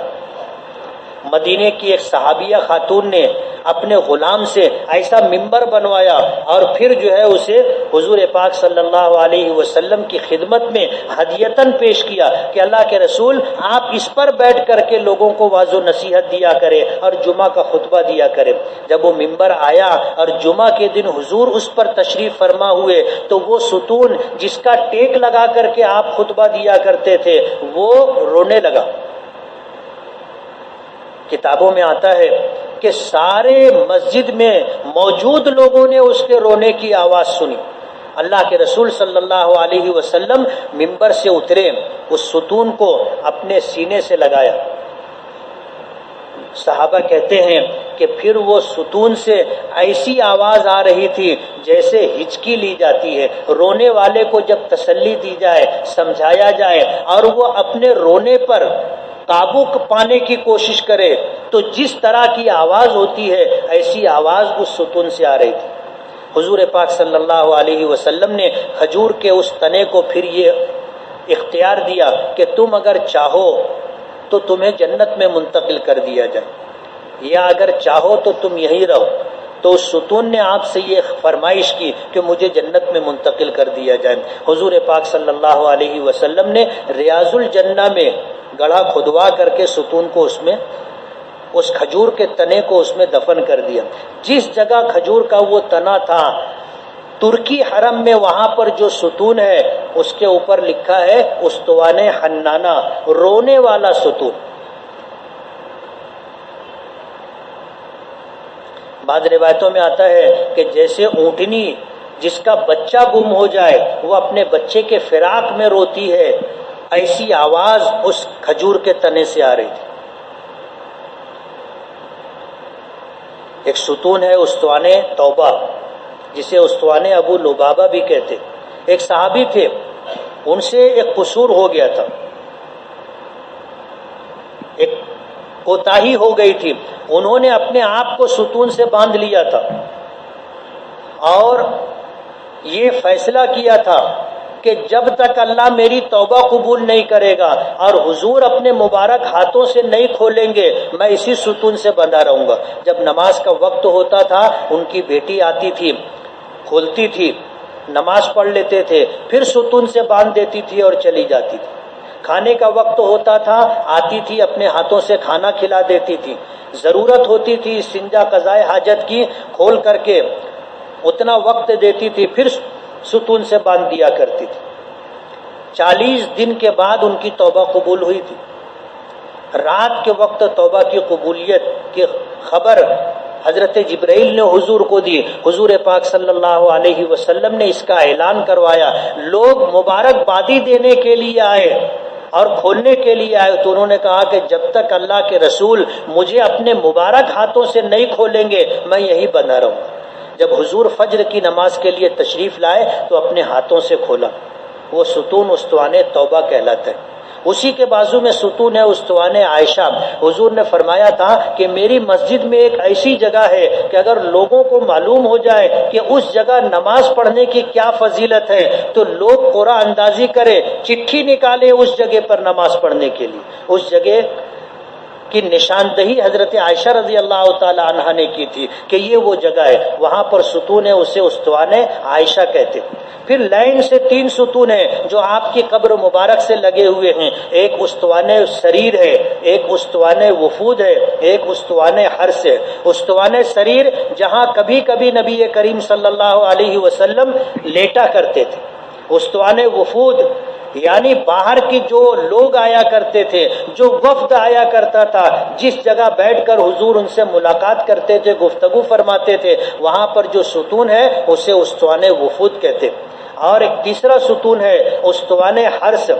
اللہ کے رسول صلی اللہ علیہ وسلم کی حفاظت کے لیے صحابہ 24 گھنٹہ پہرا دیا کرتے تھے۔ حالات ایسے تھے، مکے کے لوگ آپ کو قتل کرنے کے در پہ تھے، مدینے کے یہودی آپ کو قتل کرنے کے در پہ تھے، صحابہ کرام باری باری 24 گھنٹہ آپ کی حفاظت اور نگرانی کیا کرتے تھے۔ جب قرآن کریم کی آیت نازل ہوئی واللہ یعصمک من الناس، اللہ آپ کی لوگوں سے حفاظت کرے گا، تو حضور نے ہتھیار کی آواز سنی، پوچھا کون ہے؟ وہ صحابی کہنے لگے انا سعد بن ابی وقاص، کہ میں سعد بن ابی وقاص ہوں۔ تو حضور نے پوچھا کیا بات ہے؟ کہنے لگے اللہ کے رسول آپ کی حفاظت پر کھڑا ہوں۔ حضور نے فرمایا جاؤ آرام کرو، اللہ نے میری حفاظت کی ذمہ داری لے لی ہے۔ قرآن کریم میں اللہ کی طرف سے یہ حکم آیا ہے واللہ یعصمک من الناس، اللہ آپ کو لوگوں سے بچا کر کے رکھے گا، اب کوئی آپ کے اوپر ہاتھ نہیں ڈال سکتا۔ وہاں جہاں صحابہ کرام کھڑے ہو کر پہرا دیا کرتے تھے وہاں ستون ہے، اسے استوانِ حرس کہتے۔ حرس کے معنی چوکیداری اور نگرانی کے آتے۔ اور ایک وہ جگہ ہے جسے استوانِ جبرائیل کہتے ہیں، جہاں پر اللہ کے رسول حضرت جبرائیل سے ملاقات کیا کرتے تھے۔ وہ ساری جگہ مسجد نبوی میں ریاض الجنہ میں اور ریاض الجنت سے لگ کر کے ہے، وہاں پر 2 رکعت نماز پڑھنی چاہیے۔ اور پھر مسجد میں نماز پڑھنے کے بعد، ریاض الجنہ میں نماز پڑھنے کے بعد روضہ مبارک پر حاضری، یہ زندگی کا سب سے بہترین لمحہ، اللہ کے رسول صلی اللہ علیہ وسلم کی زیارت، آپ کی دیدار کی تمنا سب کو تھی۔ ان لوگوں کا نصیب تھا جنہوں نے جاگتی آنکھوں سے اللہ کے رسول کی زیارت کی تھی، اللہ نے انہیں صحابیت کا شرف عطا کیا، اور آپ کی زیارت اور تربیت کی وجہ سے اللہ تعالیٰ نے ان کو وہ مقام عطا کیا کہ ساری دنیا کے اولیاء کرام کے ایمان ملا کر کے ایک صحابی کے ایمان کے برابر نہیں ہو سکتے۔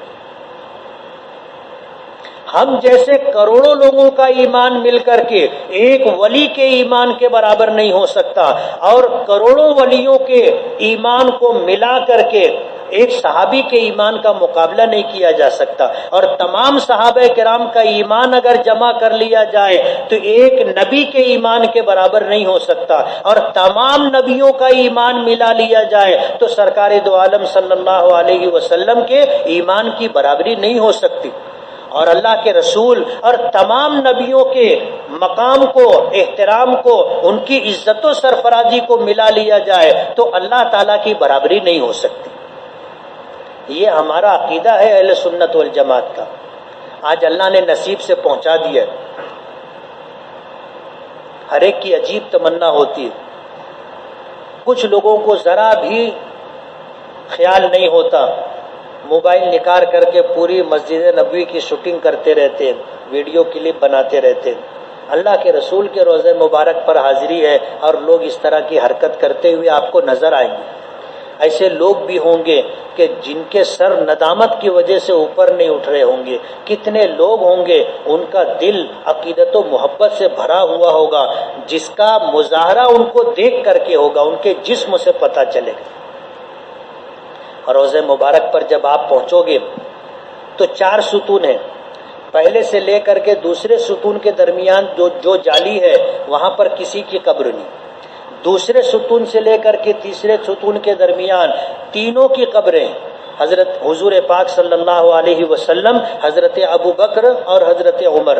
پہلا جو سوراخ آئے گا، جالی میں چاند بنا ہوگا اور اس میں سوراخ ہوگا، یہاں سے حضور کے چہرے مبارک کا سامنا ہے، آپ کی قبر مبارک ہے، چھت سے کپڑا لٹکایا ہے، ہرے رنگ کا کپڑا جو اس طرح قبر کو ڈھانکے ہوئے، چھت سے لٹکا ہوا ہے اور اس طرح قبر کو ڈھانکے ہوئے۔ آپ غور سے دیکھو گے، دن کے وقت میں ہلکی سی جھلک نظر آتی، وہ کپڑا دکھائی دیتا ہے۔ وہاں پر صلاۃ و سلام پیش کریں، السلام علیکہ یا رسول اللہ، السلام علیکہ یا حبیب اللہ، السلام علیکہ یا خیر خلق اللہ۔ آپ کو کتابوں میں وہ سارے سلام ملیں گے، اسے زبانی یاد کر لیں۔ چند جملے ہیں صلاۃ و سلام کے، اسے زبانی یاد کر لیں، وہاں پر صلاۃ و سلام پیش کریں، اور پھر حضور سے دعا کی درخواست کریں کہ اللہ کے رسول آپ ہمارے لیے دعا کریں کہ اللہ ہمارے ایمان کو سلامت رکھے، آپ کے دین و شریعت پر مرتے دم تک ہمارا ایمان ہو، اور اسی ایمان کے ساتھ ہم دنیا سے جائیں۔ حضور سے شفاعت طلب کرے کہ اللہ کے رسول ہم آپ کے پاس آئے ہیں، آپ کی خدمت میں آئے ہیں، آپ سے شفاعت کے طلبگار ہیں، کل قیامت کے دن آپ ہماری سفارش فرما دینا، اللہ ہمیں جہنم سے، عذاب سے، اپنی غضب اور ناراضگی سے نجات عطا کر کے جنت کا داخلہ عطا فرمائے۔ پھر آگے بڑھیں گے 2 قدم تو حضرت ابوبکر کے چہرے مبارک کا سامنا ہے، وہاں جالی میں ایک سوراخ ہے، وہاں حضرت ابوبکر پر سلام پیش کریں۔ پھر 1 قدم آگے بڑھو گے، حضرت عمر کے چہرے مبارک کا سامنا ہے، پھر ان کو جو ہے ان پر سلام پیش کریں گے۔ علماء نے لکھا ہے کہ ان پر سلام پیش کرنے کے بعد واپس پھر حضور کے سامنے آئے، اور آنے کے بعد پھر حضور پر سلام پیش کریں، اور پھر حضور سے جو ہے شفاعت کی تمنا، اور جن لوگوں نے آپ کو کہا ہے کہ حضور کی خدمت میں ہمارا سلام پیش کرنا، ان کا سلام پیش کریں۔ لیکن اب ایسے واپس آنے نہیں دیتے، ہجوم اور بھیڑ کی وجہ سے۔ جب ہجوم نہیں ہوتا، بھیڑ اور گردی نہیں ہوتی، تب وہ لوگ روکتے نہیں، آنے دیتے۔ ادب و احترام کے ساتھ وہاں رہنا چاہیے، کوئی بے ادبی ایسی نہ ہو کہ حضور کی ناراضگی کا سبب بنے۔ حضور ہمیں دیکھ رہے ہیں، ہمارے آنے کی حضور کو خبر ہے، ہمارے صلاۃ و سلام کو حضور بنفس نفیس خود سن رہے ہیں۔ اگر حضور کی مجلس ہوتی تو اس مجلس میں جانے کے بعد ہماری کیا کیفیت ہوتی، وہ کیفیت ہماری ہونی چاہیے۔ اور جب تک مدینہ منورہ میں رہیں، کم سے کم دن میں 1 مرتبہ روضہ مبارک پر ضرور سلام پیش کرنے کے لیے جائیں۔ مدینے میں رہتے ہوئے بہت سارے مقامات ہیں، 300 سے زائد مقامات ہیں جو اسلامی تاریخی حیثیت رکھتے۔ آج وہاں پر ان مقامات کی زیارت کرانے والے لوگ ہوتے ہیں، وہ بس کا انتظام کرتے ہیں، آپ سے مناسب کرایہ لیتے ہیں، اور پھر لے جا کر کے زیارت کرواتے ہیں۔ ظاہر بات ہے ہمیں تو معلوم نہیں ہے، ہم کتابوں میں پڑھتے ہیں، لیکن کون سی جگہ کہاں ہے ہمیں نہیں معلوم، جو جاننے والے لوگ ہیں وہ بتاتے۔ مدینے میں 8 دن 9 دن 10 دن کا قیام ہوگا۔ مدینے کی اگر کوئی مصیبت، کوئی تکلیف، کوئی پریشانی ہو، اسے بشاشت کے ساتھ، خوش دلی کے ساتھ برداشت کریں، شکایات نہ کریں، بددلی کا مظاہرہ نہ کریں، اہل مدینہ کو برا بھلا نہ کہیں، ہر تکلیف کو خندہ پیشانی سے برداشت کریں۔ اہل مدینہ کیسے ہی ہوں، حضور کے پڑوسی، سمجھ رہے ہو میرا جملہ، کیسے ہی ہوں، انہیں یہ شرف اللہ نے عطا کیا ہے کہ انہیں اپنے محبوب کا پڑوس عطا کیا۔ ہم ان سے اچھے ہوتے تو ہم کو پڑوس ملتا، سمجھ رہے ہو؟ اس لیے وہاں کے لوگوں کو برا بھلا نہیں کہنا چاہیے، وہاں کی چیزوں میں عیب اور تنقید نہیں کرنا چاہیے۔ عجیب و غریب واقعات آتے۔ ایک صاحب مدینہ پہنچے، اور پہنچنے کے بعد قبر مبارک پر حاضر ہوئے اور کہا کہ اللہ کے رسول میں آپ کا مہمان ہوں، میں بھوکا ہوں، آپ کا مہمان ہوں۔ پھر ریاض الجنہ میں بیٹھ گئے۔ حضور پاک صلی اللہ علیہ وسلم مدینے کے کسی شخص کے خواب میں پہنچے اور انہیں حکم دیا کہ فلاں ایسا ایسا شخص آیا ہے، وہ بھوکا ہے اور وہ میرا مہمان ہے، اسے کھانا کھلاؤ۔ وہ سر پر کھانا کا خوان لے کر کے آئے اور تلاش کر کے ان کے پاس پہنچے اور کھانا پیش کیا۔ ایک شخص آئے، کہنے لگے اللہ کے رسول میں بہت دور سے آیا ہوں اور مدینے میں رہنے کی میری تمنا ہے، میں آپ کا مہمان ہوں، میرے رہائش کا انتظام ہو جائے۔ ایک شخص کے خواب میں حضور آئے اور فرمایا کہ فلاں شخص ہمارا مہمان ہے، اس کے رہنے کا اور دیگر سارے ضروریات کا انتظام کیا جائے۔ وہ شخص آیا، آپ کو تلاش کر کے لے کے گیا، ایک شاندار مکان دیا رہنے کے لیے، خدمت کے لیے خدام مقرر کیے، کھانے پینے کا سارا انتظام کیا، برسوں وہ شخص وہاں رہے، برسوں رہے۔ ایک مرتبہ ایسا ہوا کہ ان کے وطن کے لوگ آئے حج کے لیے، تو ان سے ملاقات ہوئی، بیٹھے، وطن کی بات نکلی، وطن کا تذکرہ ہوا، تو وہ شخص کہنے لگے کہ ہمارے یہاں دہی بہت اچھا ہوتا تھا، ویسا دہی مدینے میں نہیں ملتا۔ حضور پاک صلی اللہ علیہ وسلم اس شخص کے خواب میں آئے اور انتہائی ناراضگی کا اظہار کیا اور فرمایا کہ جب تمہارے وطن جیسی دہی مدینے میں نہیں ملتی تو پھر مدینے میں رہنے کی کیوں خواہش اور تمنا کرتے ہو؟ مدینے سے نکل جاؤ۔ اور اس شخص کے خواب میں حضور پہنچے اور حکم دیا کہ اس سے گھر خالی کراؤ اور اس کو مدینے سے باہر نکالو۔ اس شخص نے آ کر جیسی عزت دی تھی، انتظامات کیے تھے، سب سے محروم کر دیا اور مدینے سے نکلنے کا حکم دیا۔ وہ شخص مدینے کے علماء کے پاس گئے اور کہنے لگے کہ میری معافی کا کوئی راستہ؟ تو لوگوں نے کہا کہ معافی کا کوئی راستہ نہیں ہے، جب حضور نے فرما دیا کہ مدینہ چھوڑ دو تو مدینہ چھوڑنا تمہارے ذمہ ضروری ہے، ورنہ اللہ ایمان کی دولت چھین لے گا۔ حضور کی بات کی حضور کی نافرمانی ایمان سے محرومی کا سبب بنے گی۔ اس لیے مدینے میں رہتے ہوئے کسی بات پر چاہے کتنی ہی بری لگے، کسی عمل پر چاہے کتنی ہی تکلیف کیوں نہ ہو، کوئی شکوہ شکایت نہیں۔ ہم کوئی وہاں مستقل رہنے کے لیے تو گئے نہیں، 8-10 دن کا قیام ہے، رہیں آپ آ جائیں، 40 نمازیں باجماعت ادا کرنے کا اہتمام کریں، جنت البقیع جائیں۔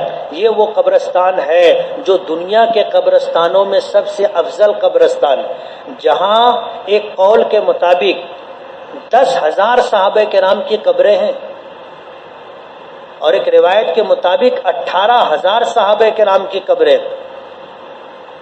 ایسا قبرستان کہاں ملے گا؟ صبح کی نماز کے بعد اور عصر کی نماز کے بعد قبرستان کا گیٹ کھلتا ہے، قبرستان میں جائیں۔ حضرت عثمان غنی رضی اللہ تعالیٰ عنہ کی قبر ہے، اور ایک روایت میں حضرت علی بھی اسی قبرستان میں مدفون ہے، لیکن قبر کون سی ہے پتہ نہیں۔ حضرت حسن اسی قبرستان میں ہے، امام زین العابدین اسی قبرستان میں ہے، حضور کی چاروں بیٹیاں اسی قبرستان میں ہے، حضور کی تمام بیویاں حضرت خدیجہ اور حضرت میمونہ کے علاوہ اسی قبرستان میں ہے، حضور کی 2 پھوپھیاں اسی قبرستان میں، اور بھی نہ جانے اللہ کے کتنے لاکھوں مقبول بندے اس قبرستان میں آرام کر رہے۔ اس قبرستان کی زیارت کرنا اور قبرستان میں صبح کی نماز کے بعد عصر کی نماز کے بعد دروازہ کھلتا ہے، جانا، مدفونین حضرات کے لیے ایصال ثواب کرنا، درجات کی بلندی کی دعا کرنا۔ مدینے سے لگ کر کے قباء نامی بستی ہے، مسجد قباء کی حاضری سرکار دو عالم صلی اللہ علیہ وسلم کی سنت ہے۔ آپ ہر سنیچر کو کبھی پیدل کبھی سواری پر سوار ہو کر کے جایا کرتے تھے۔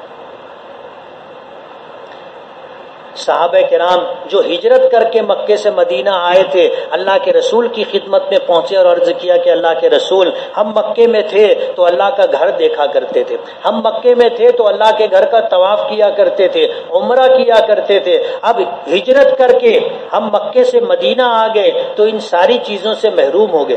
حضور پاک صلی اللہ علیہ وسلم نے اللہ سے دعا کی، اللہ پاک کی طرف سے وحی نازل ہوئی کہ جو شخص مدینے میں رہتے ہوئے اپنے گھر سے وضو کر کے چلے اور مسجد قباء آ کر کے 2 رکعت نفل نماز ادا کرے تو اسے ایک مقبول عمرے کا ثواب دیا جائے گا۔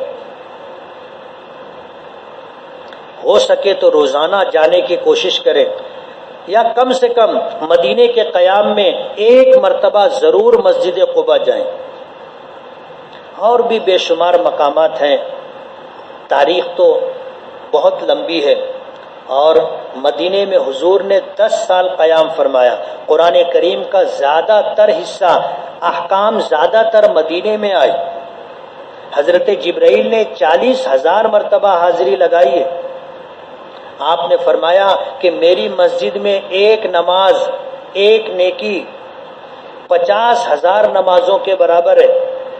ایک روایت میں 1,000 ہے، ایک روایت میں 50,000 ہے، اور ایک روایت میں مسجد حرم سے دگنا، یعنی مسجد حرم میں 1,00,000 تو مسجد نبوی میں 2,00,000۔ روایتیں مختلف ہیں۔ علماء نے فرمایا کہ پہلے 1,000 تھا، پھر حضور کی دعا کی برکت سے اللہ نے 50,000 کر دیا، پھر اللہ اس سے زیادہ دینا چاہے تو اللہ کو کون روکنے والا ہے؟ اس لیے مدینے کا قیام اور مدینے کی حاضری بہت بڑی نعمت ہے۔ اللہ تعالیٰ اس کی قدردانی ہمیں عطا فرمائے۔ مدینے کی تاریخ لمبی چوڑی تاریخ ہے۔ علماء نے لکھا ہے کہ مکے کا تحفہ زمزم ہے اور مدینے کا تحفہ مدینے کی کھجور ہے۔ آج کسی کو زمزم اور کھجور لا کے دو تو اس کا منہ ٹیڑھا ہو جاتا ہے، وہ ایسا چاہتا ہے گھڑی لا کے دیتے تو اچھا تھا، کپڑا لا کے دیتے تو اچھا تھا۔ یعنی لوگ فانی نعمتوں کی حرص اور تمنا کرتے ہیں، وہ نعمت جو اللہ نے جسے نعمت قرار دی ہے اس نعمت کی لوگوں کے نزدیک قدر نہیں رہے گی۔ اللہ تعالیٰ حرمین شریفین کی حاضری کو قبول فرمائے، اللہ تعالیٰ اس سفر کو آسان فرما دے اور حرمین شریفین کی خیرات و برکات اللہ پاک عطا فرمائے۔ حج کے لیے اور عمرے کے لیے میری بہن نے جو ہے ایک یادداشت تیار کی ہے کہ عمرہ کرنے کا آسان طریقہ اور اسی طرح حج کرنے کا آسان طریقہ، یہ دونوں کتابچے جو ہیں آپ کو جو ہے یہاں پر تقسیم کیے جائیں گے بغیر کسی افراتفری کے۔ وہ لوگ جو حج کے لیے اس سال جا رہے ہیں وہ لوگ لے لیں، اور جو لوگ حج کے لیے نہیں جا رہے ہیں وہ لینا چاہیں تو وہ رک جائیں، بچے گا تو وہ لے لیں، نہیں تو بعد میں ہم اس کو چھپوا لیں گے، ہم سے آ کر کے لے کر کے جائیں۔ اور ایک یہ کتابچہ ہے یا اللہ، اس کو مرتب کرنے والے نصیر احمد رشادی صاحب ہیں۔ انہوں نے حضرت مولانا ذوالفقار صاحب نقش بندی دامت برکاتہم جو میرے شیخ بھی ہیں، ان کی دعاؤں کو جمع کیا کہ جب انہوں نے حج کیا تھا تو کعبے پر جب پہلی نظر پڑی تھی تو جو دعا کی تھی وہ دعا اس کتاب میں ہے۔ طواف کے بعد مقام ابراہیم پر 2 رکعت نماز واجب الطواف پڑھنے کے بعد ملتزم پر جو دعا کی تھی، مقام ابراہیم پر جو دعا کی تھی وہ دعا اس میں ہے۔ زمزم پینے کے وقت جو دعا کی تھی وہ دعا ہے۔ صفا پہاڑی پر جو دعا کی تھی وہ ہے۔ مروہ پہاڑی پر جو دعا کی تھی وہ ہے۔ میدان عرفات میں جو دعا کی تھی وہ ہے۔ اور پھر مدینہ طیبہ میں مختلف مواقع پر جو دعائیں مانگی ہیں ان تمام دعاؤں کا مجموعہ ہے۔ یہ کتاب یہاں فروخت کے لیے لائی گئی ہے اور اس کی چھپائی پر جو خرچ آیا ہے 25 روپیہ، تو 25 روپے میں یہ کتاب یہاں پر فروخت کی جائے گی، اور عمرہ کرنے کا آسان طریقہ اور حج کرنے کا آسان طریقہ یہ ہماری طرف سے مفت تقسیم کیا جائے گا۔ یہ لے لیں، حجاج کرام کو پہلے لینے دیں، اور باقی جو لوگ بعد میں اللہ جنہیں حج کی سعادت عطا کرے گا، اسے ہم چھپوا رہے ہیں، وہ ہم سے بعد میں لے کر کے جائیں۔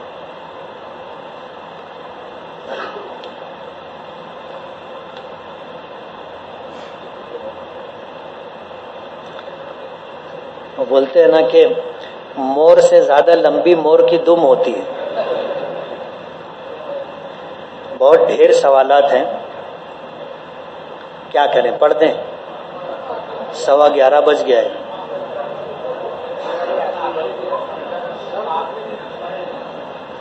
پڑھ لیں۔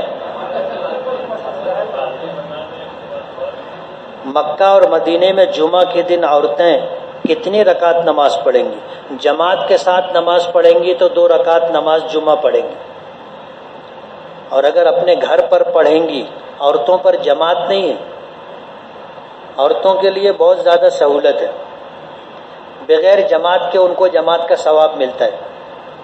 تو یہ جو فضیلت ہے 40 نمازوں کی، عورتوں کو بیٹھے بیٹھائے مل جاتی ہے۔ مردوں کے لیے 5 وقتہ با جماعت نماز میں حاضری ضروری. یہ اللہ پاک کی طرف سے رعایت ہے، سہولت ہے. اب اللہ اگر دینا چاہے تو کوئی کیا کر سکتا ہے. عمرہ پر جانے والے مکے میں صرف 8 دن رہیں تو انہیں قصر نماز پڑھنی ہوگی. جماعت سے پڑھیں گے تو پوری نماز پڑھیں گے، اور جماعت چھوٹ گئی، اپنی نماز پڑھ رہے ہیں اکیلے، تو ظہر کی 2، عصر کی 2، عشاء کی 2 رکعت پڑھیں گے. اگر جانے کے وقت عین نکلنے والے دن عورت کو عذر شرعی لاحق ہو جائے تو عورت کے لیے احرام اور نیت کے لیے کیا حکم ہے شریعت میں؟ یہ تو بتایا گیا تھا کہ وہ غسل کر لے، اور اگر غسل کرنے میں کوئی تکلیف ہو تو صرف وضو کر لیں، قبلہ رخ بیٹھ کر کے وہ دعا کر لیں، عمرے کی نیت کر لیں، تلبیہ پڑھ لیں، احرام شروع ہو جائے گا.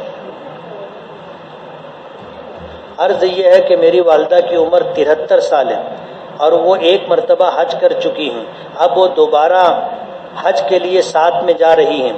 اصل بات یہ ہے کہ بینائی اور بدن کی کمزوری کی وجہ سے دیکھنا اور چلنا نہیں ہو سکتا، تو کیا میں ان کے ساتھ تمام امور جیسے صحیح ہے، رمی جمرات وغیرہ کس طرح انجام دوں؟ طواف تو انہیں کرنا پڑے گا، صحیح انہیں خود کرنی پڑے گی، اس میں کوئی بدل یا ان کی طرف سے نیابت نہیں ہو سکتی.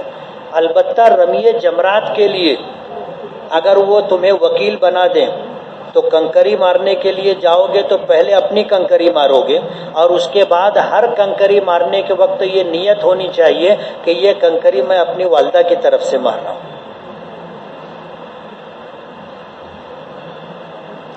میرے چچا اور چچی کو حج پر جانا ہو رہا ہے اور ان کی بہو کی ڈیلیوری ہوئی ہے اور اس بچے کا انتقال بھی ہو گیا ہے، اور میرے چچا اور چچی اس سے ملنے بھی نہیں جا رہے ہیں.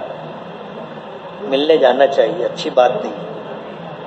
ہم حج پر نہیں جا رہے ہیں لیکن ہمارا ارادہ وہاں قربانی کا ہے، تو کسی جانے والے شخص کو قربانی کے پیسے دے سکتے ہیں کہ حضور کی طرف سے قربانی کر دینا؟ کیا ایسا کرنا درست ہے؟ کوئی حرج نہیں، کرنا چاہیے. وہاں کی قربانی 1 لاکھ کے برابر ہے. ہم تو یہاں رہ کے زندگی بھر میں 1 لاکھ قربانی نہیں کر سکتے. کوئی ارب پتی اور کھرب پتی بھی ہوگا تو بھی نہیں کر سکتا. اس لیے وہاں پر قربانی کروانا چاہیے.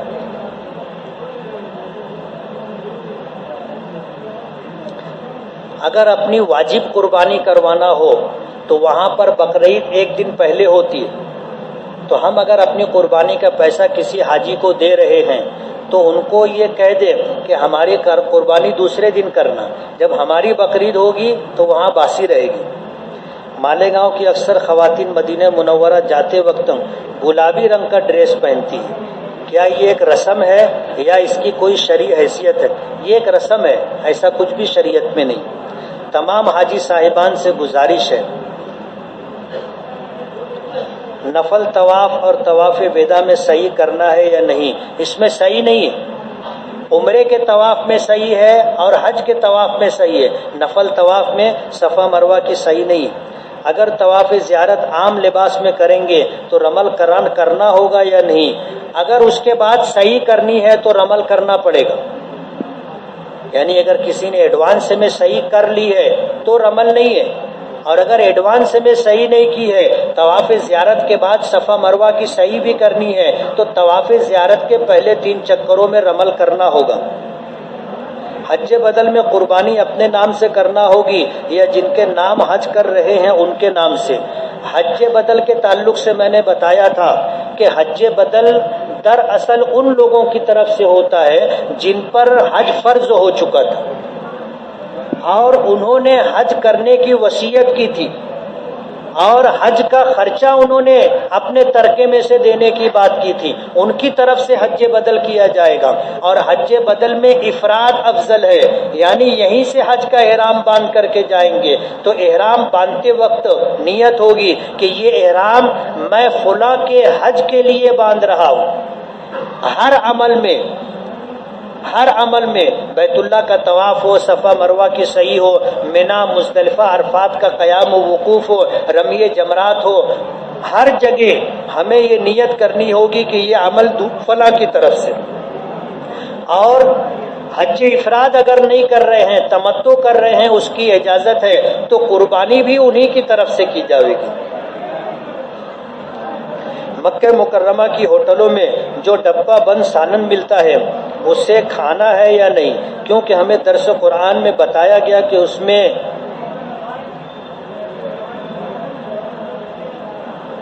خنزیر، گھوڑا، گدھے وغیرہ کا گوشت شامل ہوتا ہے، اس کی وجہ سے عبادت قبول نہیں ہوتی. ایسا نہیں ہے، سعودی حکومت اس کا بہت اہتمام کرتی ہے، لیکن ہمیں بھی احتیاط کرنی چاہیے.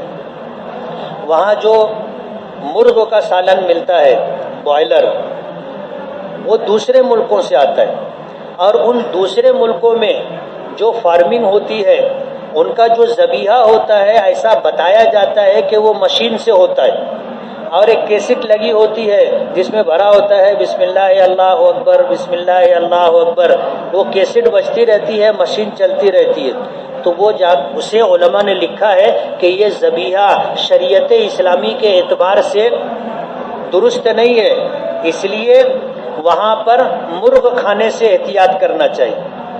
سبزی کھاؤ، دال کھاؤ، گوشت نہیں کھائیں گے تو مر نہیں جائیں گے، سمجھ رہے ہو؟ اور گوشت کھانا ہے تو پھر وہاں پر بکرے کا گوشت بکتا ہے، تازہ گوشت لائے.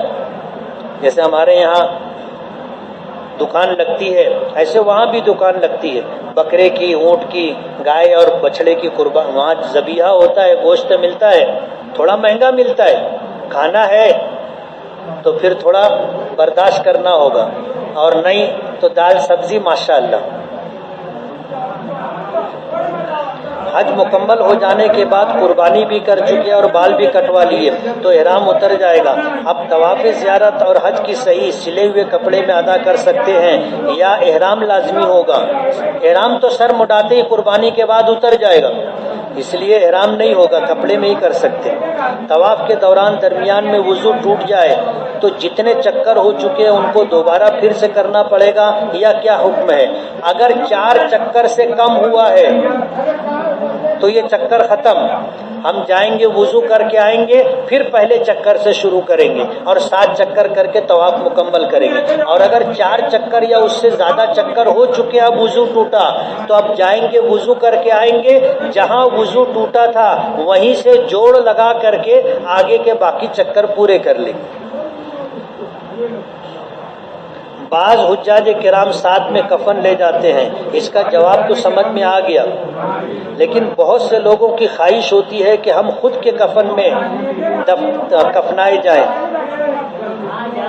مگر وہاں سے زندہ واپس آتے ہیں تو کفن کو زمزم میں بھگا کر کے لاتے. اس کا کیا حکم ہے؟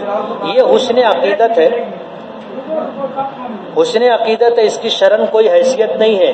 آپ زمزم میں کفن بھگا کر کے لائے، اسی کفن میں آپ کو دفن کیا گیا، اعمال اچھے نہیں ہوں گے تو فرشتے قبر میں آئیں گے، کفن اتار کے پہلے کنارے کر دیں گے، پھر اس کے بعد دھلائی شروع ہوگی. اور اگر آپ کے اعمال اچھے ہیں تو پھر زمزم والے کفن کی بھی ضرورت نہیں ہے، آپ کا عمل اچھا ہونا چاہیے. مرحومین کی طرف سے کیا جانے والا عمرہ بغیر احرام کے کر سکتے ہیں یا نہیں؟ وہ بولتے نا ساری رات یوسف اور زلیخا کی کہانی چلی، صبح ہونے کے بعد سننے والے پوچھنے لگے کہ زلیخا مرد تھی یا عورت تھا؟ عمرہ اور حج بغیر احرام کے ہوتا ہی نہیں ہے، احرام رہے گا تو عمرہ ہوگا، حج ہوگا. نفل طواف کے بعد بھی نماز واجب الطواف پڑھنی ہے؟ ہاں پڑھنی ہے. 2 سال پہلے والدین حج پر گئے تھے تو میری قربانی کی نیت کر کے آئے تھے کہ بعد میں مکے میں قربانی کروائیں، تو کیا قربانی کروانی پڑے گی؟ اگر والدین کی ایسی نیت تھی اور اللہ نے آپ کو حیثیت دی ہے تو ان کی طرف سے قربانی کرواؤ. احرام کی حالت میں چہرے سے پسینہ ہاتھوں سے پوچھ سکتے ہیں یا نہیں؟ ہاتھوں سے پوچھ سکتے ہیں، ٹیشو پیپر سے پوچھ سکتے ہیں، کپڑے سے نہیں پوچھیں گے۔ مسجد نمرہ کی پہلی اور دوسری صف حدود عرفات کے اندر ہے یا باہر ہے؟ احرام کی حالت میں منجن کون سا کرنا ہے بغیر خوشبو کا؟ آپ مسواک استعمال کیجئے یا سادہ برش آپ کر لیں گے، ہو جائے گا۔ مسواک استعمال کرو، بہترین چیز ہے۔ حج بدل میں بھی طواف زیارت کرنا ضروری ہے؟ طواف زیارت حج کا فرض ہے، پھر تم حج اصل کرو کہ بدل کرو، طواف زیارت تو کرنی پڑے گی۔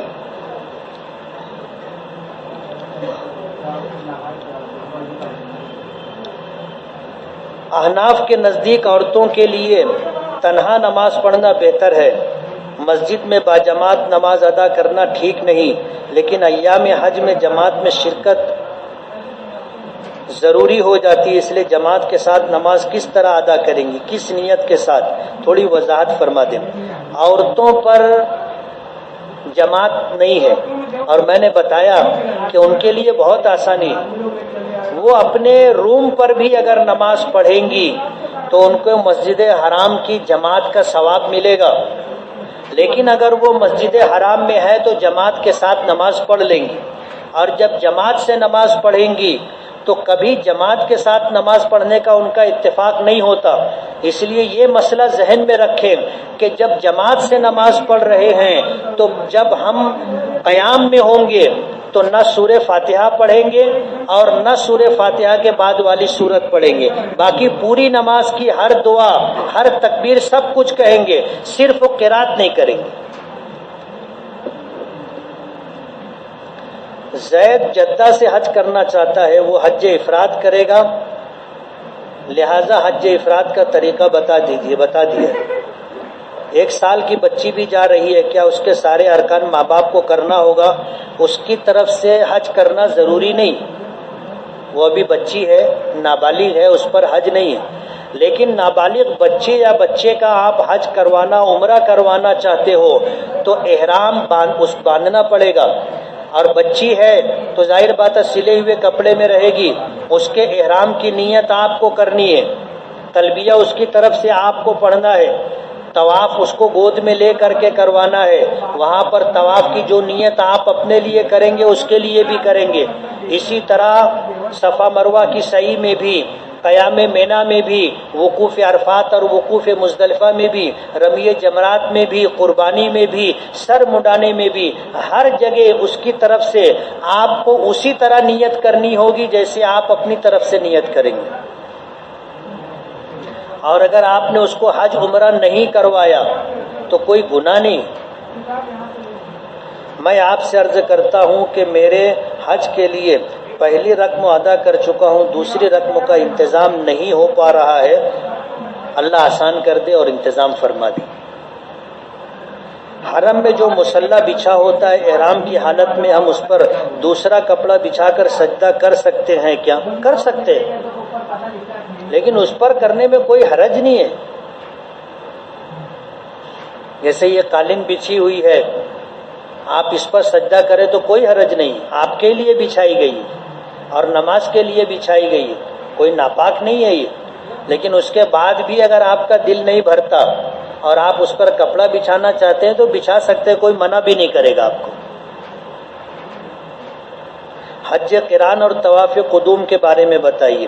حج قران کی تفصیل بتا چکے ہیں، طواف قدوم کے بارے میں آتا ہے جو آدمی حج افراد کرے اس کے لیے طواف قدوم سنت ہے، اس میں رمل اور استباء نہیں ہے، اور جو آدمی حج تمتع اور حج قران کرے اس کے لیے طواف قدوم مستحب ہے، کرنا چاہے کر لے، نہیں کرے تو کوئی حرج نہیں۔ کیا قارن متمتع کے ساتھ مسجد عائشہ، جیرانہ یا تنعیم جا سکتا ہے؟ جا سکتا ہے، یہ مقامات میقات کے اندر ہیں۔ ایک آدمی احرام باندھنے کے بعد میقات سے باہر نہیں جا سکتا، میقات کے اندر کہیں بھی جا سکتا ہے، اور اسی طرح مسجد عائشہ، جیرانہ وغیرہ میقات کے اندر ہے، جا سکتے۔ کیا حالت احرام میں چہرے کا پسینہ یا وضو کا پانی ٹیشو پیپر سے پوچھا جا سکتا ہے؟ پوچھا جا سکتا ہے۔ مسجد نبی میں داخل ہونے کے لیے باب السلام سے داخل ہونا افضل ہے یا باب جبرائیل سے، باب السلام سے؟ مسجد قباء میں روزانہ جانا چاہیے اور 2 رکعت نماز پڑھنا چاہیے، اگر کر سکتے ہو تو اچھا ہے، نہیں تو 1 مرتبہ تو جانا چاہیے۔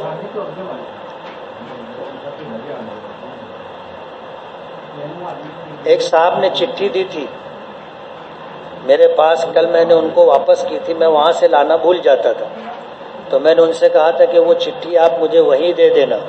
میرے خیال سے شاید آج وہ صاحب آئے نہیں اور وہ چٹھی آئی نہیں۔ دعا کر لے۔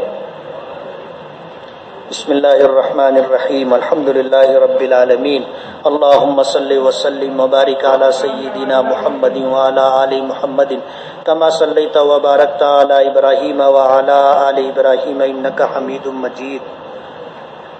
اللهم لا مانع لما اعطيت ولا معطي لما منعت ولا ينفع ذا الجد منك الجد، اللهم لا احصي ثناء عليك انت كما اثنيت على نفسك، اللهم انك انت الله، انت القوي ونحن الضعفاء، انت القوي ونحن الضعفاء، اللهم انك عفو تحب العفو فاعف عنا، اللهم انا اصبحنا وامسينا منك بنعمة وعافية وستر وتوفيق، فالحمد لله على ذلك، فاتمم علينا نعمتك وعافيتك وسترك في الدنيا والآخرة، اللهم اغفر ذنوبنا وامحو عيوبنا واستر عوراتنا واقض حاجاتنا واشف مرضانا وارحم موتانا، اللهم يسر لنا امورنا مع الراحة لقلوبنا وابداننا والسلامة والعافية في ديننا ودنيانا، اللهم احفظنا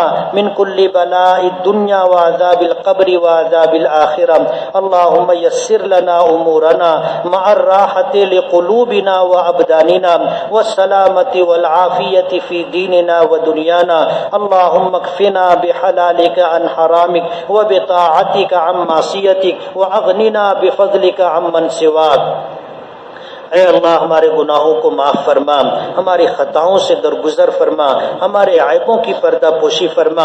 اے اللہ ہم آپ کے عاجز اور کمزور بندے ہیں، قدم قدم پر آپ کی مدد کے محتاج ہیں۔ پروردگار عالم تیرا کرم ہے، تیرا احسان ہے، تو نے اپنے لاکھوں کروڑوں بندوں میں سے اپنے گھر پر حاضری کی دولت ہمیں عطا فرمائی ہے۔ اے اللہ اس پر ہم آپ کے شکر گزار ہیں۔ اے اللہ ہمارے اس سفر کو آسان فرما دیں۔ اے اللہ سفر میں دستگیری فرما، سفر میں اپنی مدد شامل حال فرما، سفر کی وحشت اور گھبراہٹ سے حفاظت فرما۔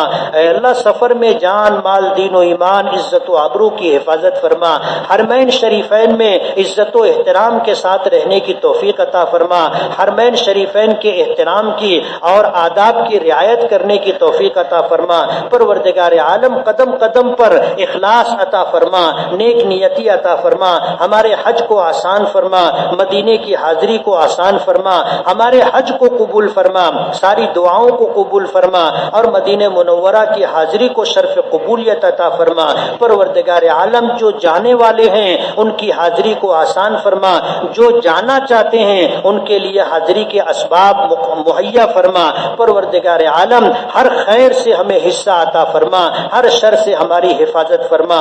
پوری امت کی طرف سے اپنے محبوب جناب رسول اللہ صلی اللہ علیہ وسلم کو بہترین جزائے خیر عطا فرما۔ پروردگار عالم امت کے ہر اس فرد کو جس کے دل میں وہاں کی حاضری کی تمنا اور آرزو ہے، پروردگار عالم اس کے لیے حاضری مقدر فرما، اس کے لیے حج کی اور عمرے کی اے اللہ حج اور عمرے کے لیے مواقع عطا فرما، اسباب اور وسائل عطا فرما۔ پروردگار عالم ہماری دعاؤں کو اپنے فضل سے اپنے کرم سے قبول فرما، حرمین شریفین کی حفاظت فرما، حرمین شریفین کی حفاظت کرنے والوں کی حفاظت فرما۔ پروردگار عالم وہاں حاضری دینے والوں کی اور وہاں نمازیں ادا کرنے والوں کی، وہاں عمرہ کرنے والے، حج کرنے والے، بیت اللہ کا طواف کرنے والے، تلاوت کرنے والے، دعا کرنے والے، خیر کا جذبہ رکھنے والے سب کی حفاظت فرما اور اپنے حفظ و امان میں رکھنے کے فیصلے فرما۔ پروردگار عالم، تیرے محبوب نبی جناب رسول اللہ صلی اللہ علیہ وسلم نے اور تمام نیک بندوں نے جو دعائیں مانگی ہیں ان دعاؤں میں ہمیں حصہ عطا فرما، ہمارے حق میں ان دعاؤں کو قبول فرما، اور جن شرور و آفات سے پناہ چاہیے ہے اے اللہ ہم تمام کو بھی پناہ عطا فرما۔ امت کی بدحالی کو خوشحالی سے بدل فرما، امت کی بے دینی کو دین سے بدل دے، امت کی گمراہی کو ہدایت سے بدل دے، امت کی گمراہی کو ہدایت سے بدل دے، اور امت کی بے بسی اور بے کسی کو دور کر کے امت کو قوت اور غلبہ عطا فرما دے۔ پوری دنیا میں اے اللہ اسلام کو اور مسلمانوں کو عزت عطا فرما۔ پروردگار عالم، امت کے غریبوں کی دستگیری فرما، مظلومین کی مدد فرما۔ پروردگار عالم، اپنے ماننے والے اور اپنے خود پر ایمان رکھنے والے اے اللہ تیری ذات و صفات پر ایمان رکھنے والے بندوں کی اے اللہ قدم قدم پر مدد فرما، ان کی تمام ضرورتیں حاجتیں اپنے فضل و کرم سے پوری فرما، دنیا اور آخرت میں عزت و سرفرازی عطا فرما، اپنی رضا عطا فرما، اپنے محبوب کی زیارت و شفاعت عطا فرما، اپنے محبوب کے ہاتھوں جام کوثر پینا نصیب فرما، اپنے عرش کا سایہ عطا فرما، میدان محشر میں دستگیری فرما، اپنی نظر رحمت کا مستحق بنا، جنت الفردوس کا داخلہ عطا فرما، جنت میں حضور کا پڑوس عطا فرما، جنت میں حضور کا دیدار نصیب فرما، جنت میں اپنی رضا عطا فرما، اپنی زیارت عطا فرما۔ اب پروردگار عالم، ہر خیر سے حصہ عطا فرما، ہر شر سے حفاظت فرما، زندگی کے ہر شعبے میں عافیت عطا فرما، آنے والے دنوں کو گزرے ہوئے دنوں سے بہتر بنا، بقیہ زندگی کو گزری ہوئی زندگی کا کفارہ بنا، زندگی کی بہترین روزی، زندگی کی عزتیں راحتیں پروردگار عالم بقیہ زندگی میں اور آخر عمروں میں مقدر فرما۔ ہاں ہمارے کاموں کو آسان فرما، ہمارے راستے کی دشواریوں اور رکاوٹوں کو دور فرما، جان کی، مال کی، دین و ایمان کی، عزت و آبرو کی حفاظت فرما۔ اے اللہ جو نعمتیں آپ نے ہمیں عطا کی ہیں ان نعمتوں کے ہم محتاج ہیں، اے اللہ ان نعمتوں پر آپ کے شکر گزار ہیں، اے اللہ ان نعمتوں کو باقی رکھنے کے فیصلے فرما، دنیا اور آخرت میں اپنی نعمتوں سے سرفراز فرما۔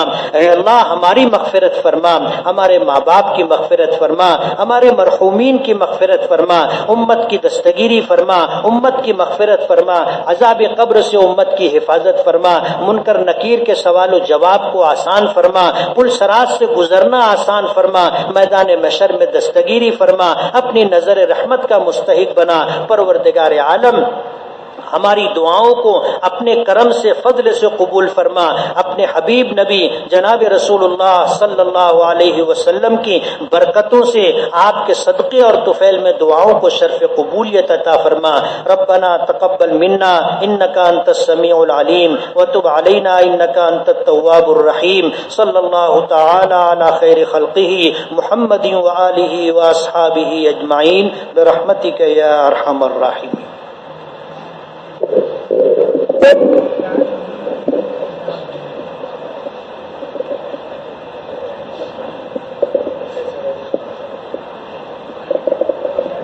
کل سے عشاء کی جماعت انشاءاللہ 9:30 بجے ہوگی۔ گیٹ کے اوپر ہے۔ ہاں